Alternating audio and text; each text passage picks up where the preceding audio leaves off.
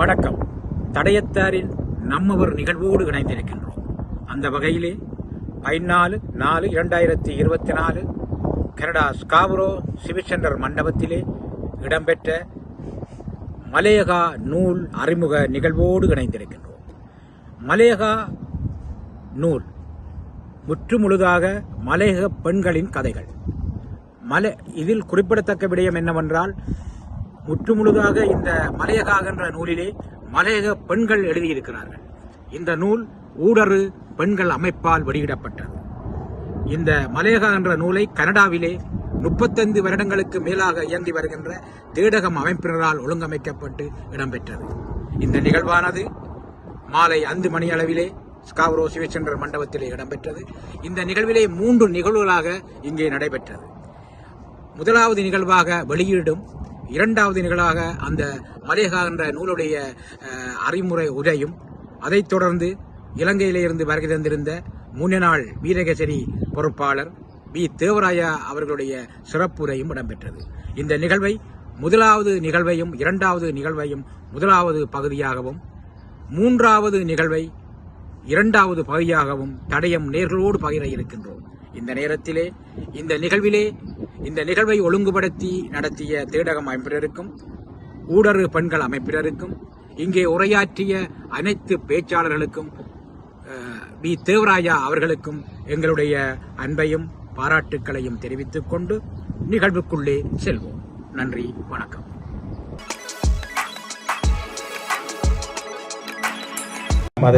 அதுக்காக நான் அழைக்கிறது கலாநிதி பார்வதி கன்சாமி அவர்களையும் மற்றும் உரையாற்ற இருப்பவர்கள் அன்பு, யாழினி மற்றும் நிரூபா, அமீரா பாரதி அவர்களை நான் இங்கே அழைக்கின்றேன்.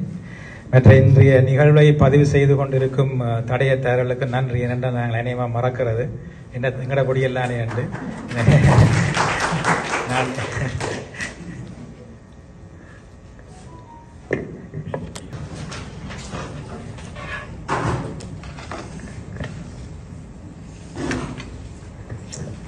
அனைவருக்கும் வணக்கம்.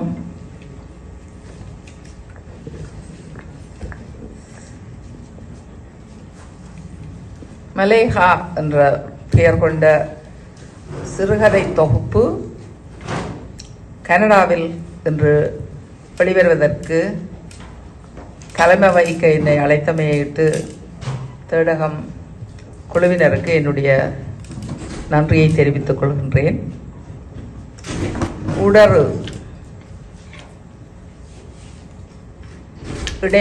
ஊடறு என்ற அந்த நிறுவனத்தினுடைய முக்கியமாக இயங்கி வரும் பெண் ரஞ்சி அவர் பல்கலைக்கழகத்திலே நாங்கள் படிப்பித்த காலத்திலே அங்கு படித்தவர்.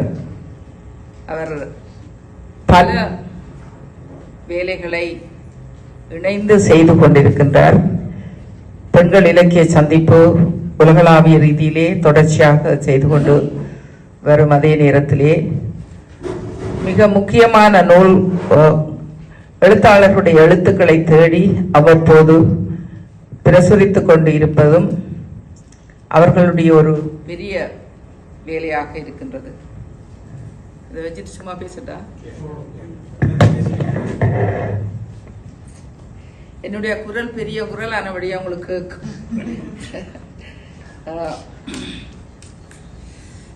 இந்த நூல் மலையகா என்ற நூல், மலையகம் அதாவது இந்திய தமிழர் என்ற அந்த வாதம் நடந்து கொண்டிருந்து இறுதியாக நாங்கள் மலையக தமிழர்கள், மலையக இலக்கியம் என்ற அந்த வாதத்துக்குள் சென்று அந்த மலையக இலக்கியங்களை படைக்கும் குழுவிலே மிக முக்கியமாக இயங்கிய பலர் ஆண்களாகத்தான் இருந்திருக்கிறார்கள். ஆனால் பெண்கள் எழுத்தாளர்களாக இயங்கியமை பின்வந்த காலத்திலேதான் சாதாரண பெண்களுக்குள்ளே அந்த இயக்கம் தொடங்கியது. ஆரம்ப காலத்திலே நடேசையருடைய மனைவி, அதை விட இன்னும் ஒரு பெண் நல்லம்மான்னு சொல்லி ஒரு டாக்டராக வந்திருந்து வேலை செய்தார். அந்த இருவரும் தான் மலையக இலக்கியங்களை படைத்தவர்களாக கருதப்பட்டார்கள். அவர்கள் இருவரும் சாதாரண மக்களுடைய விடயங்களிலே மிகவும் அக்கறை கொண்டவர்களாக இருந்த காரணத்தினால் அவர்களுடைய படைப்புகள் மிக முக்கியமான படைப்புகளாக திகழ்கின்றன. இந்த மலேகா என்ற நூலிலே மலேகத்தைச் சேர்ந்த பெண்கள் பலருடைய படைப்புகள் இடம்பெறுகின்றன. அந்த படைப்புகளில் சாதாரணமான வாழ்க்கை, அதாவது மலையகத்திலே லயங்களிலே வாழ்ந்த பெண்களுடைய வாழ்க்கை எத்தகைய வாழ்க்கை என்பதை இந்த மலேகா என்ற நூலிலே வந்த சிறுகதைகள் தெளிவாக காட்டுகின்றன. அவர்கள் பெருமளவுக்கு அரசியலில் அவர்கள் நுழையவில்லை, அல்லது தொழிற்சங்கங்கள் தொடர்பான விடயங்களில் அவர்களுடைய கருத்துக்கள் அங்கு பதியப்படவில்லை. அவர்கள் சாதாரண பெண்களுடைய அன்றாட வாழ்க்கையிலே நடந்த நிகழ்வுகளை அங்கு கொண்டு வருகின்றார்கள். அந்த கொண்டு வரும் நிகழ்வுகள் மிக மிக முக்கியமான நிகழ்வுகளாக காணப்படுகின்றன. வசந்தம் என்ற நிறுவனம் இப்பொழுது குடிவகை, மதுபானம் போன்ற பல விடயங்களை முன்னிறுத்தி இங்குள்ள ஆண்களுக்கு நாங்கள் பெண்கள் ஒரு சிலர் தான் வருகிறார்கள். நாங்கள் சொல்லவில்லை குடியால் பாதிக்கப்பட்ட பெண்கள் இங்கு இல்லை என்று. ஆனால் அவர்கள் வருவது மிக குறைவு. ஏனென்றால் அந்த கார் ஓடி போலீஸ் பிடிச்சதாலே அந்த ஆண்கள் வருகிறார்கள். அப்ப அதனாலே எங்களுக்கு தெரியாது எத்தனை ஆயிரம் பேர் குடித்துக்கொண்டு மதுபோதைக்கு அடிமையாகி கொண்டு இருந்து கொண்டு இங்கு எங்களிடம் வராமல் இருக்கிறார்கள் என்று.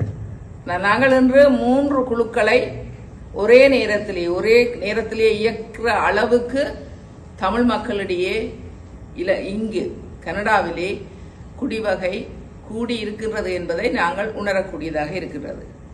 வைத்தியசாலையிலே ஈரல்களை இழந்தவர்கள் அல்லது இழக்கப் போகிறார்கள், அவர்களுடைய உயிர் போகின்றது என்ற நிலையிலே வைத்தியசாலையிலே இருந்து கூப்பிட்டார்கள்.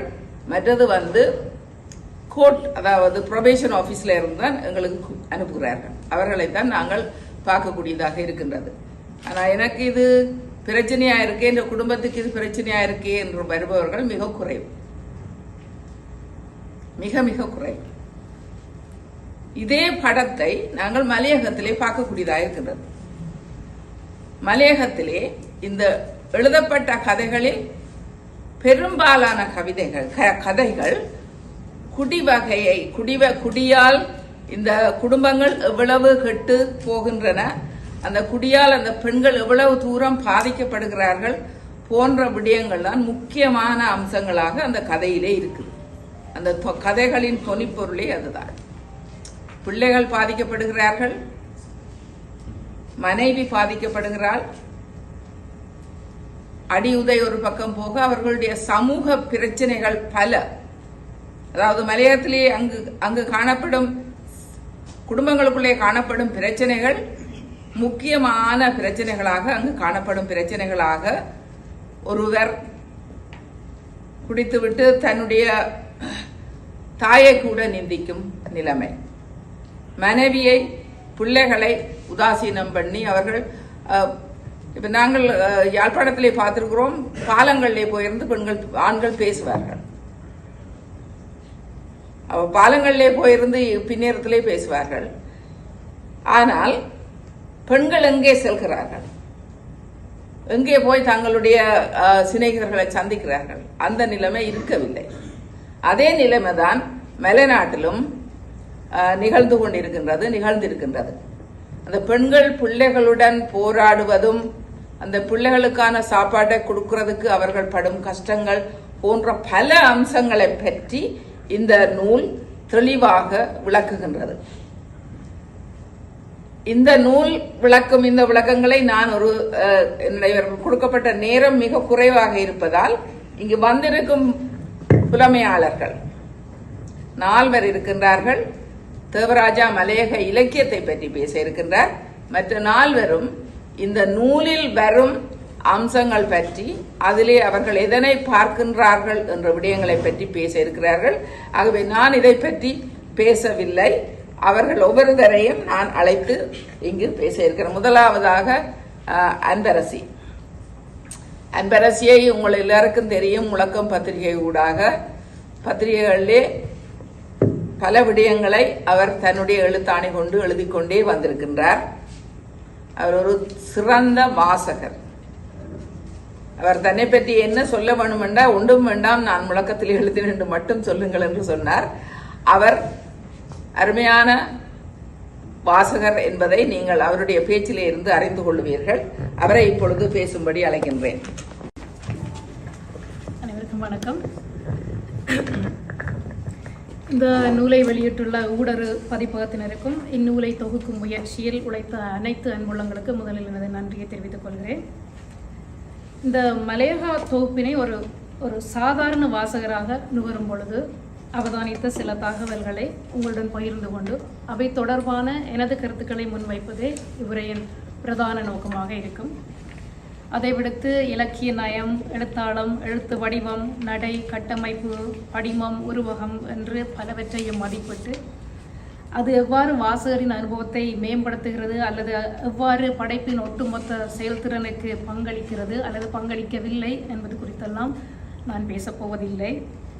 மலைய மக்கள் தமது படைப்புகள் மூலம் கொண்டு வரும் தனித்துவமான கண்ணோட்டங்கள், அனுபவங்கள், தனித்துவமான மொழி போன்றவற்றை மரியாதையுடன் அணுகுவது முக்கியத்துவம் பெறுகிறது. இலக்கியத்தின் பெறுமதி என்பது அந்த படைப்பின் தேடலில், யதார்த்தத்தில், அறம் சார்ந்த நோக்கில், சமூக அக்கறையில் உண்டு என்பதே எனது பார்வையாக உள்ளதால் இத்தொகுப்பில் இடம்பெற்றுள்ள கதைகளில் மேற்கூறிய அம்சங்களை தேட வேண்டிய தேவையும் இல்லை என்பதே எனது கருத்தாக அமைகிறது. விடிவை தேடுகின்ற ஒரு ஒடுக்கப்பட்ட சமூகம் படைக்கும் ஆக்கங்களை அனுதாபம், புரிதல் மற்றும் தேடல் கொண்டு அணுகுவதும் அப்படைப்புகளை விழிப்புணர்வை ஏற்படுத்துவதற்கும் சமூக மாற்றத்தை தூண்டுவதற்கும் வரலாற்றை பாதுகாப்பதற்குமான ஒரு உந்து சக்தியாக பயன்படுத்துவதுமே ஆக்கபூர்வமானது அமையும் என நான் கருதுவதால் அத்தலத்தில் இருந்தே இந்த பார்வை விரிகிறது. அவ்வகையில் இந்த வாழ்வின் துயர் முடிவராதா, எங்களுக்கும் மீட்சி வராதா என்ற வேதனையில் மட்டுமே உருப்பெற்றுள்ள இந்த கதைகள் வாசகர்களது சிந்தனையையும் தேடலையும் விரிவுபடுத்தும் களமாக அமைந்துள்ளனவா?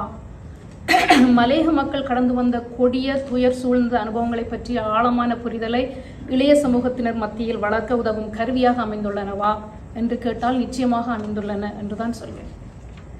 இந்நூலில் இடம்பெற்றுள்ள கதைகளில் பெரும்பான்மையானவை, குறிப்பிட்டு சொல்ல போனால் இடம்பெற்றுள்ள 23 எழுத்தாளர்களின் 42 கதைகளில் 90 விதமான கதைகள் 90களில் அல்லது அதற்கு முற்பட்ட காலப்பகுதியில், அதாவது இன்றைக்கு 34 ஆண்டுகளுக்கு முன்னரான காலப்பகுதியில் எழுதப்பட்டது. இந்த கதைகள் மலையக தோட்ட வாழ்வியலை, அவலங்களை, அம்மக்கள் சந்தித்த ஒடுக்குமுறையை, வர்க்கச் சுரண்டலை பிரதிபலிக்கின்றன. 2000க்கு பின்னர் எழுதப்பட்ட தொகுப்பில் இடம் பிடித்துள்ள கதைகளில் இந்த வாழ்வியலை காண முடியவில்லை. 2000க்கு பின்னர் எழுதப்பட்டு இதில் இடம்பெற்றுள்ள சில கதைகளிலும் பெரும்பான்மையானவை 1970கள் அல்லது 80களின் வாழ்வியலை முன்வைத்து அக்காலகட்டத்தில் புனையப்பட்டது போன்ற அக்காலத்தில் நடைபெற்றதாகவே பிறகு புனையப்பட்ட கதைகளே. கடந்த 25 ஒரு 30 ஆண்டுகால வாழ்வியலை முன்வைத்து எழுதப்பட்ட கதைகள் மிக குறைவாகவே இத்தொகுப்பில் இடம்பெற்றுள்ளதற்கு சரியான காரணமும் தெரியவில்லை. இன்றைய உலகில் எல்லா பகுதிகளிலும் இருப்பது போல மலையக இளைய சமூகத்தினர் மத்தியிலும் அதிக கவனச்சிதறல் இருப்பதால் எழுத்து, இலக்கியம், படைப்பாக்கம் என்பன குறைந்து விட்டனவோ தெரியவில்லை. ஆனால் என் அவதானிப்பில் 1990களுக்கு பிற்பட்ட கதைகளில் முதியவர்களின் தனிமையான வாழ்வு, திசை மாறிய இளைய தலைமுறையினரால் முதிய பெற்றோருக்கு ஏற்படும் மனத்துயர்கள், மதுவின் பிடியில் சிக்கி தவிக்கும் அம்மக்கள், இந்த இளவயதினர், அவர்களால் துயருறும் குடும்பங்கள் மற்றும் அம்மக்கள் தம் தலைவர்கள் என்று நம்பியவர்களால் தொடர்ச்சியாக ஏமாற்றப்படுத்தப்படுவது அது குறித்த ஏக்கங்களே பேசப்படுகின்றன என்பதை வாசிப்பின் போது உணரக்கூடியதாக இருந்தது. ஆக இத்தொகுப்பு இருவேறு காலகட்டத்துக்குரிய வாழ்வியலை பேசுகிறது. ஒன்று, காலனித்துவம் தாண்டிய பின்னரும் அம்மக்கள் எதிர்கொண்ட பொருளாதார மற்றும் அரசியல் சமூக சுரண்டல் காலகட்டம். இது காலனித்துவத்தால் அவர்களது பாரம்பரிய அரசியல் கட்டமைப்புகள் சீர்குலைய, பூர்வீக மரபுகளை பாதுகாத்தல் என்பது கேள்விக்குறியாக அந்த கேள்விகளோடு போராடும் காலகட்டம். இந்த காலம் அம்மக்கள் தமது அரசியல் அதிகாரத்தை தேடுவதிலும் சுய நிர்ணயத்தை பெறுவதிலும் சவால்களை கொடுத்துள்ளது என்று சொல்லலாம். இரண்டாவது காலகட்டம் வரலாற்று அநீதிகளின் தாக்கத்தின் விளைவாக ஏற்படும் பன்முகத்தன்மை கொண்ட காலகட்டம். இந்த வரலாற்று அநீதிகளின் தாக்கம் என்பது சமகாலம் வரை பாதிப்பை ஏற்படுத்தக்கூடியது. ஒடுக்குமுறைக்கும் வர்க்க சுரண்டலுக்கும் உட்படுத்தப்படும் அனைத்து சமூகங்களும் இந்த இரு வாழ்வியலையும் கடக்கும் என்பதற்கு நம் கனடா நாட்டிலேயே பூர்வக்குடிகளும் கருப்பின மக்களும் சாட்சியாக உள்ளனர். மலையக மக்களை பொறுத்தவரையில் அன்று உழைப்பு சுரண்டலால் அச்சமூகத்தின் பொருளாதாரம் பாதிக்கப்பட்டது. காலனித்துவ காலத்தில் மட்டுமல்லாது அதன் பின்னரும் பரவலான வன்முறை மக்கள் மீது கட்டவிழ்த்து விடப்பட்டது. அது மன ஆரோக்கியம் மற்றும் அந்த குமுக நல்வாழ்வை பாதித்தது மட்டுமன்றி அன்றைய அந்த அதிர்ச்சி இன்று வரை உளவியல் துயரங்களுக்கும் குமுக அமைதியின்மைக்கும் வழிவகுத்துள்ளது. அந்த வகையில் மலைய மக்கள் இன மற்றும் வர்க்க அடிப்படையில் எவ்வாறு அன்றும் என்றும் ஓரங்கட்டப்படுகின்றனர் என்பதை இந்த படைப்புகளில் காணக்கூடியதாக உள்ளது.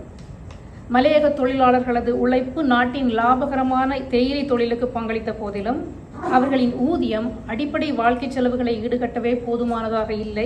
இது வறுமையின் சுழற்சியை நிலைநாட்டுகிறது.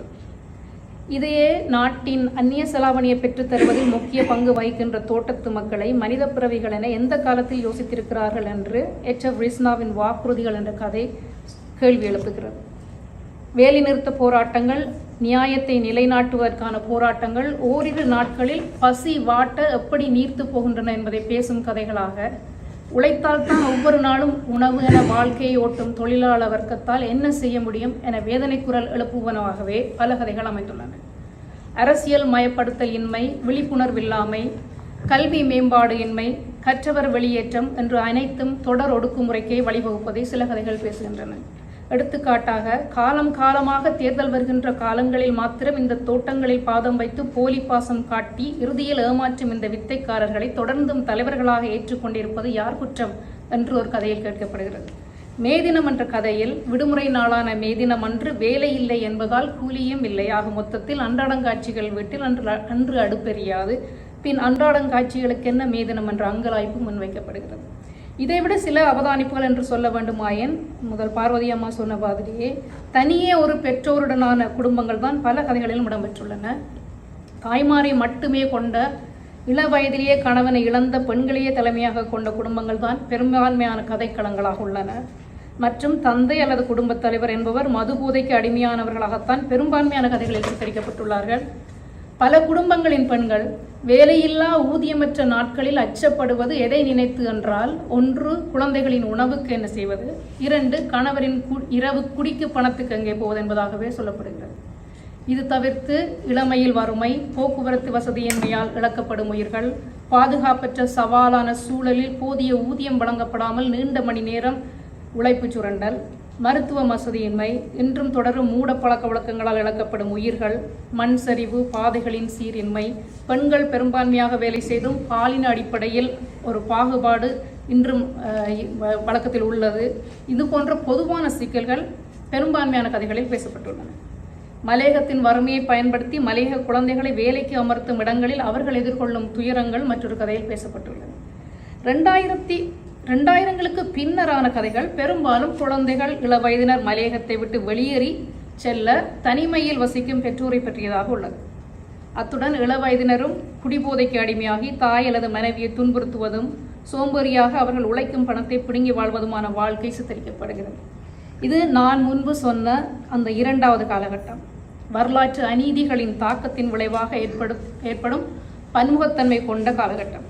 இது சமகாலம் வரை தலைமுறையாக பாதிப்பை ஏற்படுத்துகிறது, வாழ்வியலில் எதிரொலிக்கிறது என்பதை அனைத்து கதைகளிலும் பார்க்கக்கூடியதாக உள்ளது. இவற்றை தவிர பிரமீளா பிரதீபன் என்பவரது கதைகளில் அழியும் இயற்கை மற்றும் கருணையற்றுக் கொள்ளப்படும் விலங்குகள் குறித்த அக்கறை வெளிப்படுத்தப்படுகிறது. நயிமா சித்திக் அவர்கள் எழுதிய வாழ்க்கையின் சுவடுகள், ஒரு கந்தூரி நடந்து முடிகிறது, உழைக்க பிறந்தவள் ஆகிய 3 கதைகளும் எவ்வாறு இந்நூலில் இடம்பெற்றன என்பது தெரியவில்லை. இந்த கதைகள் சொல்லும் காலம் வேறு. மலையகம் குறித்த எந்த சுவடும் இந்த கதைகளில் இருக்கவில்லை. எழுதியவர் மலையகத்தை பிறப்பிடமாக கொண்டவராக இருக்கலாம், ஆனால் கதைகளில் தென்படும் பின்புலம், மொழி, வாழ்வியல் அனைத்தும் வேறுபட்டுள்ளது. இது ஒரு இஸ்லாமிய குடும்பங்களின் கதை. இவற்றில் அந்த தோட்ட தொழிலாளர்களின் வாழ்வியல் சூழல் இல்லை என்றே சொல்லலாம், மொழிநடையும் இல்லை என்றே சொல்லலாம். இறுதியாக ஒன்றை மட்டும் கூறி இந்த உரையை நிறைவு செய்யலாம் என்று நினைக்கிறேன்.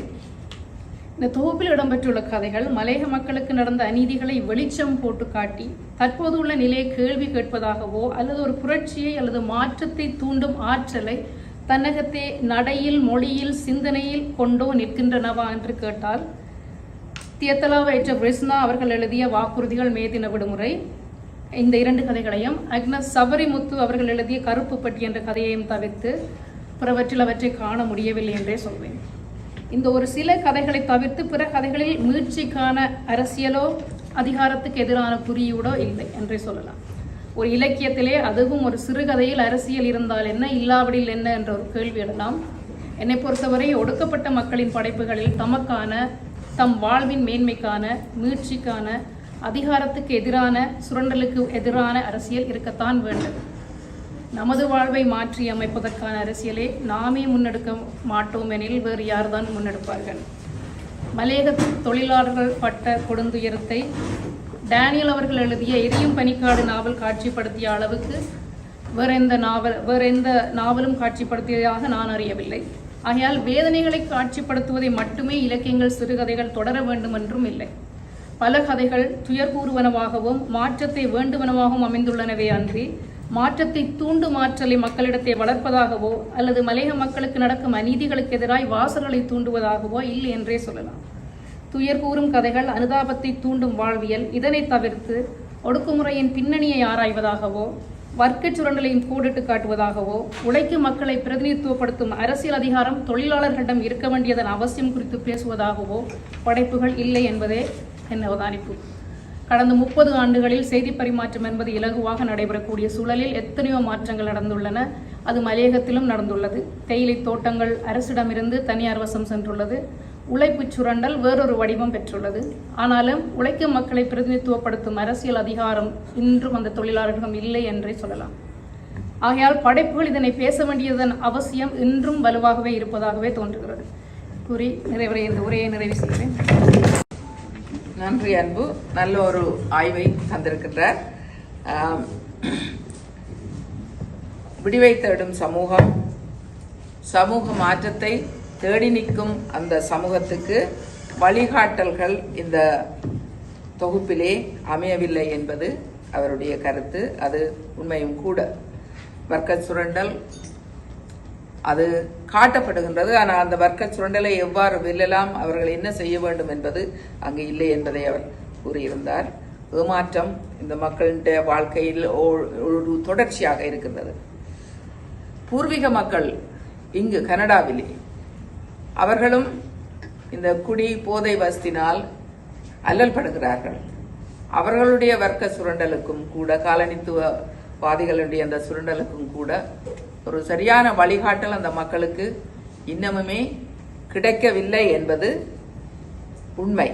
அதே போல மலையக மக்களுக்கும் அதுதான் நடக்கின்றது. ஓரங்கட்டல் அது தொடர்ச்சியாக நடைபெற்றுக் கொண்டிருக்கின்றது.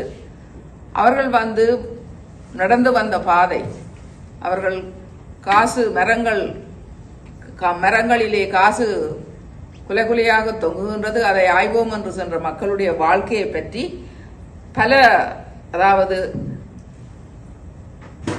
ஆண் எழுத்தாளர்களாக மிளிரும் எழுத்தாளர்கள், சி.வி. வேலுப்பிள்ளை, ஜீவா போன்ற பல எழுத்தாளர்கள் பல விடயங்களை அங்கு காட்டியிருக்கின்றார்கள். அந்த தொடர்களிலே நாங்கள் பார்க்கக்கூடியதாக இருக்கின்றது. இந்த ட்ரோமா என்று சொல்றது ஓரங்கட்டலால் மக்களுக்கு ஏற்பட்ட அந்த கொடுந்துயரம், அந்த துயரம் இந்த மக்களுடைய வாழ்க்கையிலே தொடர்ச்சியாக நடைபெறுகின்றது. நாங்கள் ஒரு ஃபிளையர் ஒன்று இன்றைக்கு போட்டுக்கிறோம்.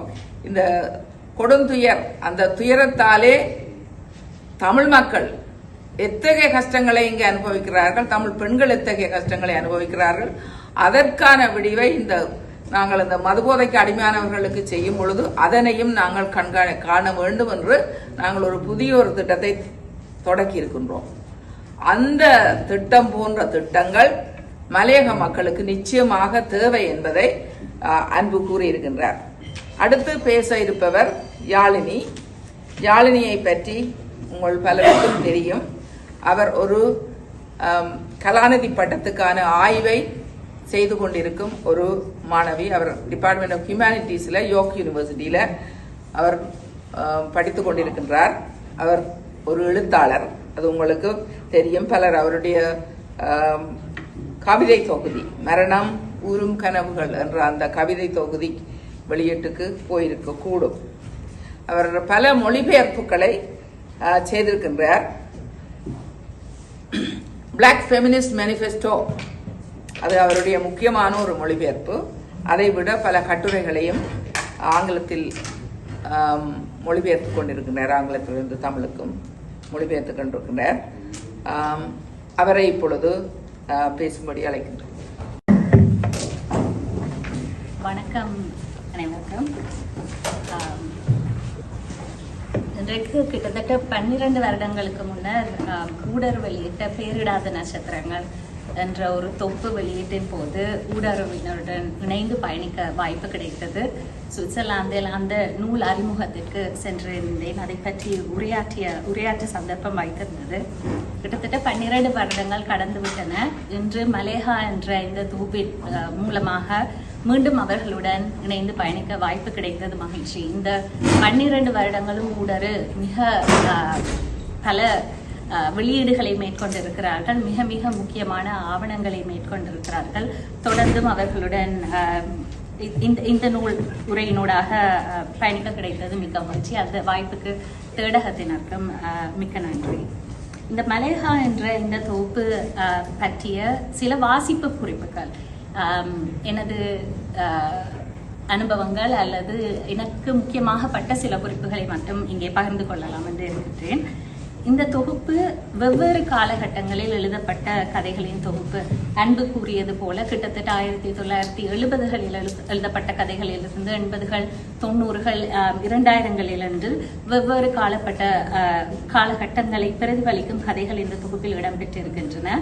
அத்தோடு சமூகத்தின் வெவ்வேறு படிநிலைகளிலும் இருந்து வருகின்ற எழுத்தாளர்கள் இதை எழுதியிருக்கிறார்கள். சிலர் தோட்டங்களில் நேரடியாக அங்கேயே வாழ்ந்தவர்கள், சிலர் வெளியில் இருந்து எழுதியிருக்கிறார்கள், சிலர் ஆசிரியர்கள், சிலர் எழுத்தாளர்கள், பத்திரிகை ஆசிரியர்கள் என்று இந்த தொகுப்பில் வரும் எழுத்தாளர்களின் அடையாளம் பன்முகப்பட்டது. இந்த தொகுப்பு மலேகம் என்ற ஒரு பிராந்தியத்தை மையப்படுத்தி இருந்தாலும், அதிலும் முக்கியமாக பெண் எழுத்தாளர்களின் படைப்புகளை முதன்மைப்படுத்தி இருந்தாலும், கதைகள் வெவ்வேறுபட்ட மலேக வாழ்வியலை பேசுகின்றன. அன்பு இதை குறிப்பிட்டிருந்தார். அதாவது சில கதைகள் மலேக பிராந்தியத்தை முதன்மைப்படுத்தியவை அல்ல. அதிலும் பல கதைகள் பெண் கதாபாத்திரங்களை மையப்படுத்தியவை அல்ல. இவை பல்வேறுபட்ட பலவிதமான மனிதர்கள், அந்த பிராந்தியம் அது சார்ந்த அல்லது அதற்கு வெளியிலும் நடந்து கொண்டிருக்கும் பலவிதமான வாழ்வியல் வேறுபாடுகளை பற்றி இந்த கதைகள் பேசிக் கொண்டிருக்கின்றன. அத்துடன் இந்த கதைகளில் நான் அவதானித்த முக்கியமான விடயம் என்ன என்று சொன்னால், அந்த காலகட்டத்தின் அரசியல், சமூக, பொருளாதார மாற்றங்கள் இந்த கதைகளில் முக்கியமாக பதிவாகி இருக்கின்றன. அதுவும் அந்த பிராந்தியத்துக்கு வெளியில் நடைபெறுகின்ற இந்த அரசியல் சமூக நிகழ்வுகள் அந்த கதைகள் நிகழும் இடத்தில் அந்த மனிதர்களின் வாழ்வில், அன்றாட வாழ்வில் எந்த விதமான பாதிப்புகளை, தாக்கங்களை ஏற்படுத்துகின்றன என்பதை மிக தெளிவாக ஒரு ஆவணம் போல இந்த கதைகள் பதிந்து கொண்டு வருவதை நாங்கள் பார்க்கலாம். முக்கியமாக 1970களில் எழுதப்பட்டிருந்த ஒரு கதை ஒன்றில் பிரஜா உரிமை பிரச்சனை, அது எப்படி ஒரு முதிய பெண் ஒருவர் பிரஜா உரிமையை பெற்றிருந்தார். ஆனால் அவரது சகோதரர்கள் அல்லது தகப்பனார் இந்தியாவில் இறக்கும் பொழுது அதற்கு அங்கே பயணிக்க முடியாமல் இந்த பிரஜா உரிமை அவருக்கு எப்படி தடையாக அமைகின்றது என்பதை ஒரு கதை பேசிக் கொண்டிருந்தது. 1990களில் எழுதப்பட்ட பல கதைகளில் அவதானித்த ஒரு விடயம் எவ்வாறு இந்த தேயிலை தோட்டத்துறை தனியார் மயமாக்கப்பட்டதன் பிறகு அதன் விளைவுகள் எவ்வாறு இந்த சமூகங்களில், குடும்பங்களில் பிரதிபலிக்கின்றன என்பதை பல கதைகள் குறிப்பிட்டு சொல்லியிருந்தன. அதாவது 1970களில் 80களில் தேயிலை தோட்டத்துறை தேசிய உடைமையாக்கப்படுகின்றது. பிறகு 1990களின் ஆரம்ப காலகட்டத்தில் தனியார் மயமாக்கப்படுகின்றது. ஆனால் வெளியில் தேசிய மயமாக்கலினால் இந்த தோட்டத்துறை மிகவும் பாதிக்கப்பட்டதாகவும், அதனால் தோட்டங்கள் மிகவும் நலிவுற்றதாகவும் தோட்ட தொழிலாளர்களின் வாழ்வாதாரங்கள் மிக மோசமான நிலையை எட்டியதாகவும் அதனால் தான் தனியார் மயப்படுத்தலுக்கு முனைவதாகவும் அரசாங்கங்களும் இந்த தனியார் நிறுவனங்களும் இதை பிரபலப்படுத்தி இருந்த நேரம் நாங்கள் அதற்கு மாற்றான ஒரு கருத்தையோ அனுபவங்களையோ இந்த கதைகளில் காணக்கூடியதாக இருக்கிறது. உதாரணமாக எப்படி இந்த தனியார் மயமாக்கம் அந்த தொழிலாளர்களின் வாழ்வில் இன்னும் ஒடுக்குமுறைகளை விளைவித்துக் கொண்டிருந்தது என்பதை நாங்கள் பார்க்கக்கூடியதாக இருக்கின்றது. முக்கியமாக இந்த தேசிய மயமாக்கலினூடாக நிகழ்ந்த இன்னும் ஒரு விடயம், சில தோட்டங்கள் அவற்றின் நிர்வாகம் அல்லது முகாமைத்துவம் சரியாக கண்காணிக்கப்படாமல் தோட்டத்துறையில் இருந்து விலகி அந்த காணி நிலங்கள் வேறு குடியேற்றங்களுக்கு பகிர்ந்து அளிக்கப்படுகின்றன அரசாங்கத்தால்.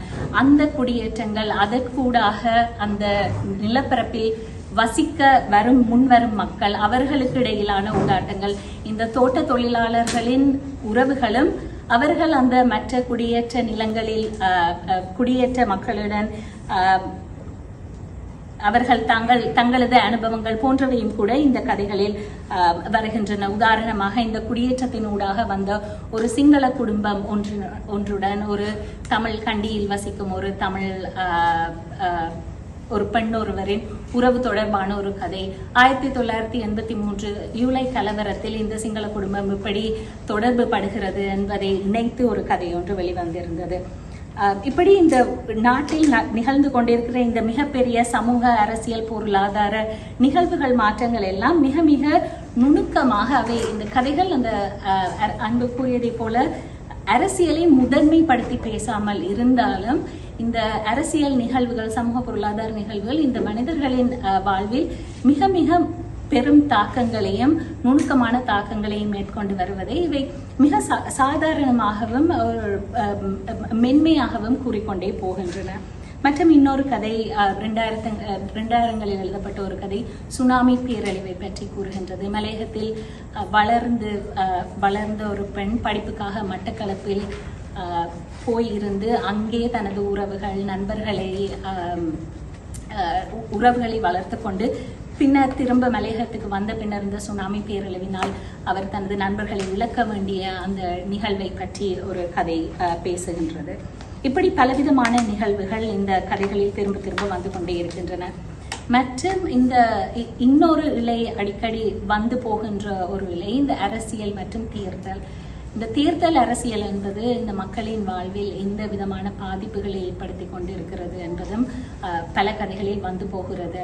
பார்வதி ஆண்டி கூறியது போல அந்த தேர்தல் நிகழ்வுகளுக்கும் அல்லது தேர்தல் அரசியலுக்கும் இந்த மது பழக்க வழக்கங்கள் அல்லது அந்த மதுவுக்கு அடிமையாவதற்கும் மிக நுணுக்கமான பிணைப்புகள் இருக்கின்றன. உதாரணமாக தேர்தல் அரசியலில் ஈடுபடுபவர்கள் எப்படி திட்டமிட்டு இந்த மது பழக்கத்தை அந்த தேர்தல் நேரங்களில் இங்கே கொண்டு வருகின்றார்கள், அந்த மதுவை பாவனைக்கு விடுகின்றார்கள், இலவசமாக பாவனைக்கு விடுகிறார்கள், அதை பயன்படுத்தி தேர்தல் வாக்குகளை பெற்றுக்கொள்கிறார்கள் என்பதும் கதைகளில் வந்து போகின்றன. மற்ற இன்னொரு முக்கியமான அம்சம் இந்த தொழிற்சங்கம். இந்த மலையகம் அல்லது இந்த தோட்டங்கள், இந்த பிராந்தியம் வந்து ஒரு தேயிலை தோட்டத்துறை என்ற ஒரு இண்டஸ்ட்ரி மையமாக வைத்து உருவான சமூகங்களை பற்றியது என்றால் அந்த தொழில் வந்து அந்த குடும்பங்களினதும் ஒவ்வொரு மனிதரினதும் அன்றாட வாழ்வில் மிக மிக பெரும் பங்கு வகிக்கிறது. உதாரணமாக அவர்கள் எங்கே தங்குகிறார்கள், அது லயன்கள், அதுவும் அந்த தோட்டத்துறையுடன் சம்பந்தப்பட்டது. அதுவுமே அவர்கள் வணங்கும் கடவுள்கள் ரோதமுனி அந்த சில்லை கடவுளாக, தேயிலை இயந்திரத்தின் சில்லை கடவுளாக வணங்குதல். மற்றது தொழிலாளர் சங்கங்கள். அந்த தொழிலாளர் சங்கங்கள் வந்து மக்களின் வாழ்வில் ஒரு மிக முக்கியமான ஒரு அம்சமாக விளங்குகிறது. அவர்களது அன்றாட வாழ்வியல் பிரச்சனைகள், பாதைகள் சம்பந்தமான பிரச்சனைகள், மின்சாரம் பிரச்சனைகள் அல்லது மண் சரிவினால் வரும் அனர்த்தங்கள், அதுகளில் இருந்து தங்களை அல்லது தங்கள் தங்குமிடங்களை காப்பாற்றிக் கொள்வதற்கான வசதிகளை அரசாங்கங்களிடமிருந்து கோருவது போன்று ஒவ்வொரு சின்ன சின்ன வாழ்வாதார விடயங்களுக்கும் இவர்கள் சங்கங்களையும் அதை சார்ந்தவர்களையும் தங்கி இருக்க வேண்டிய ஒரு நிலை இருப்பது. அத்துடன் மக்களும் அந்த சங்கங்களை மிகவும் மும்முரமாக இணைந்து இருக்கிறார்கள். அப்ப அதில் ஒரு அரசியல் ஒரு ஈடுபாடு அல்லது அந்த அரசியல் செயற்பாடு அந்த சங்கங்களின் ஊடாக இந்த மக்களின் வாழ்க்கையில் நடக்கின்றது. இவ்வாறு மிக மிக நுணுக்கமான அரசியல் சமூக மாற்றங்களை இந்த கதைகள் தமது அன்றாட வாழ்வியல் சம்பவங்களை விவரிப்பதாலும் மிக சாதாரணமான குடும்பங்களின் கதைகளை மிக சாதாரணமான மொழியில் பேசுவதாலும் சொல்லிச் செல்கின்றன. அந்த வகையில் இது மிக மிக முக்கியமான ஒரு ஆவணம், மிக முக்கியமான ஒரு தொகுப்பு. அதை வெளியிட்ட ஊடகத்துக்கு மீண்டும் நன்றி, மற்றும் இங்கே வெளியிட்டு வைக்க தேடகத்துக்கும் நன்றி, அழைப்புக்கு நன்றி. நன்றி யாழினி. நல்ல ஒரு சமூக பொறுப்பான ஒரு ஆய்வை உங்களுக்கு தந்திருக்கின்றார்.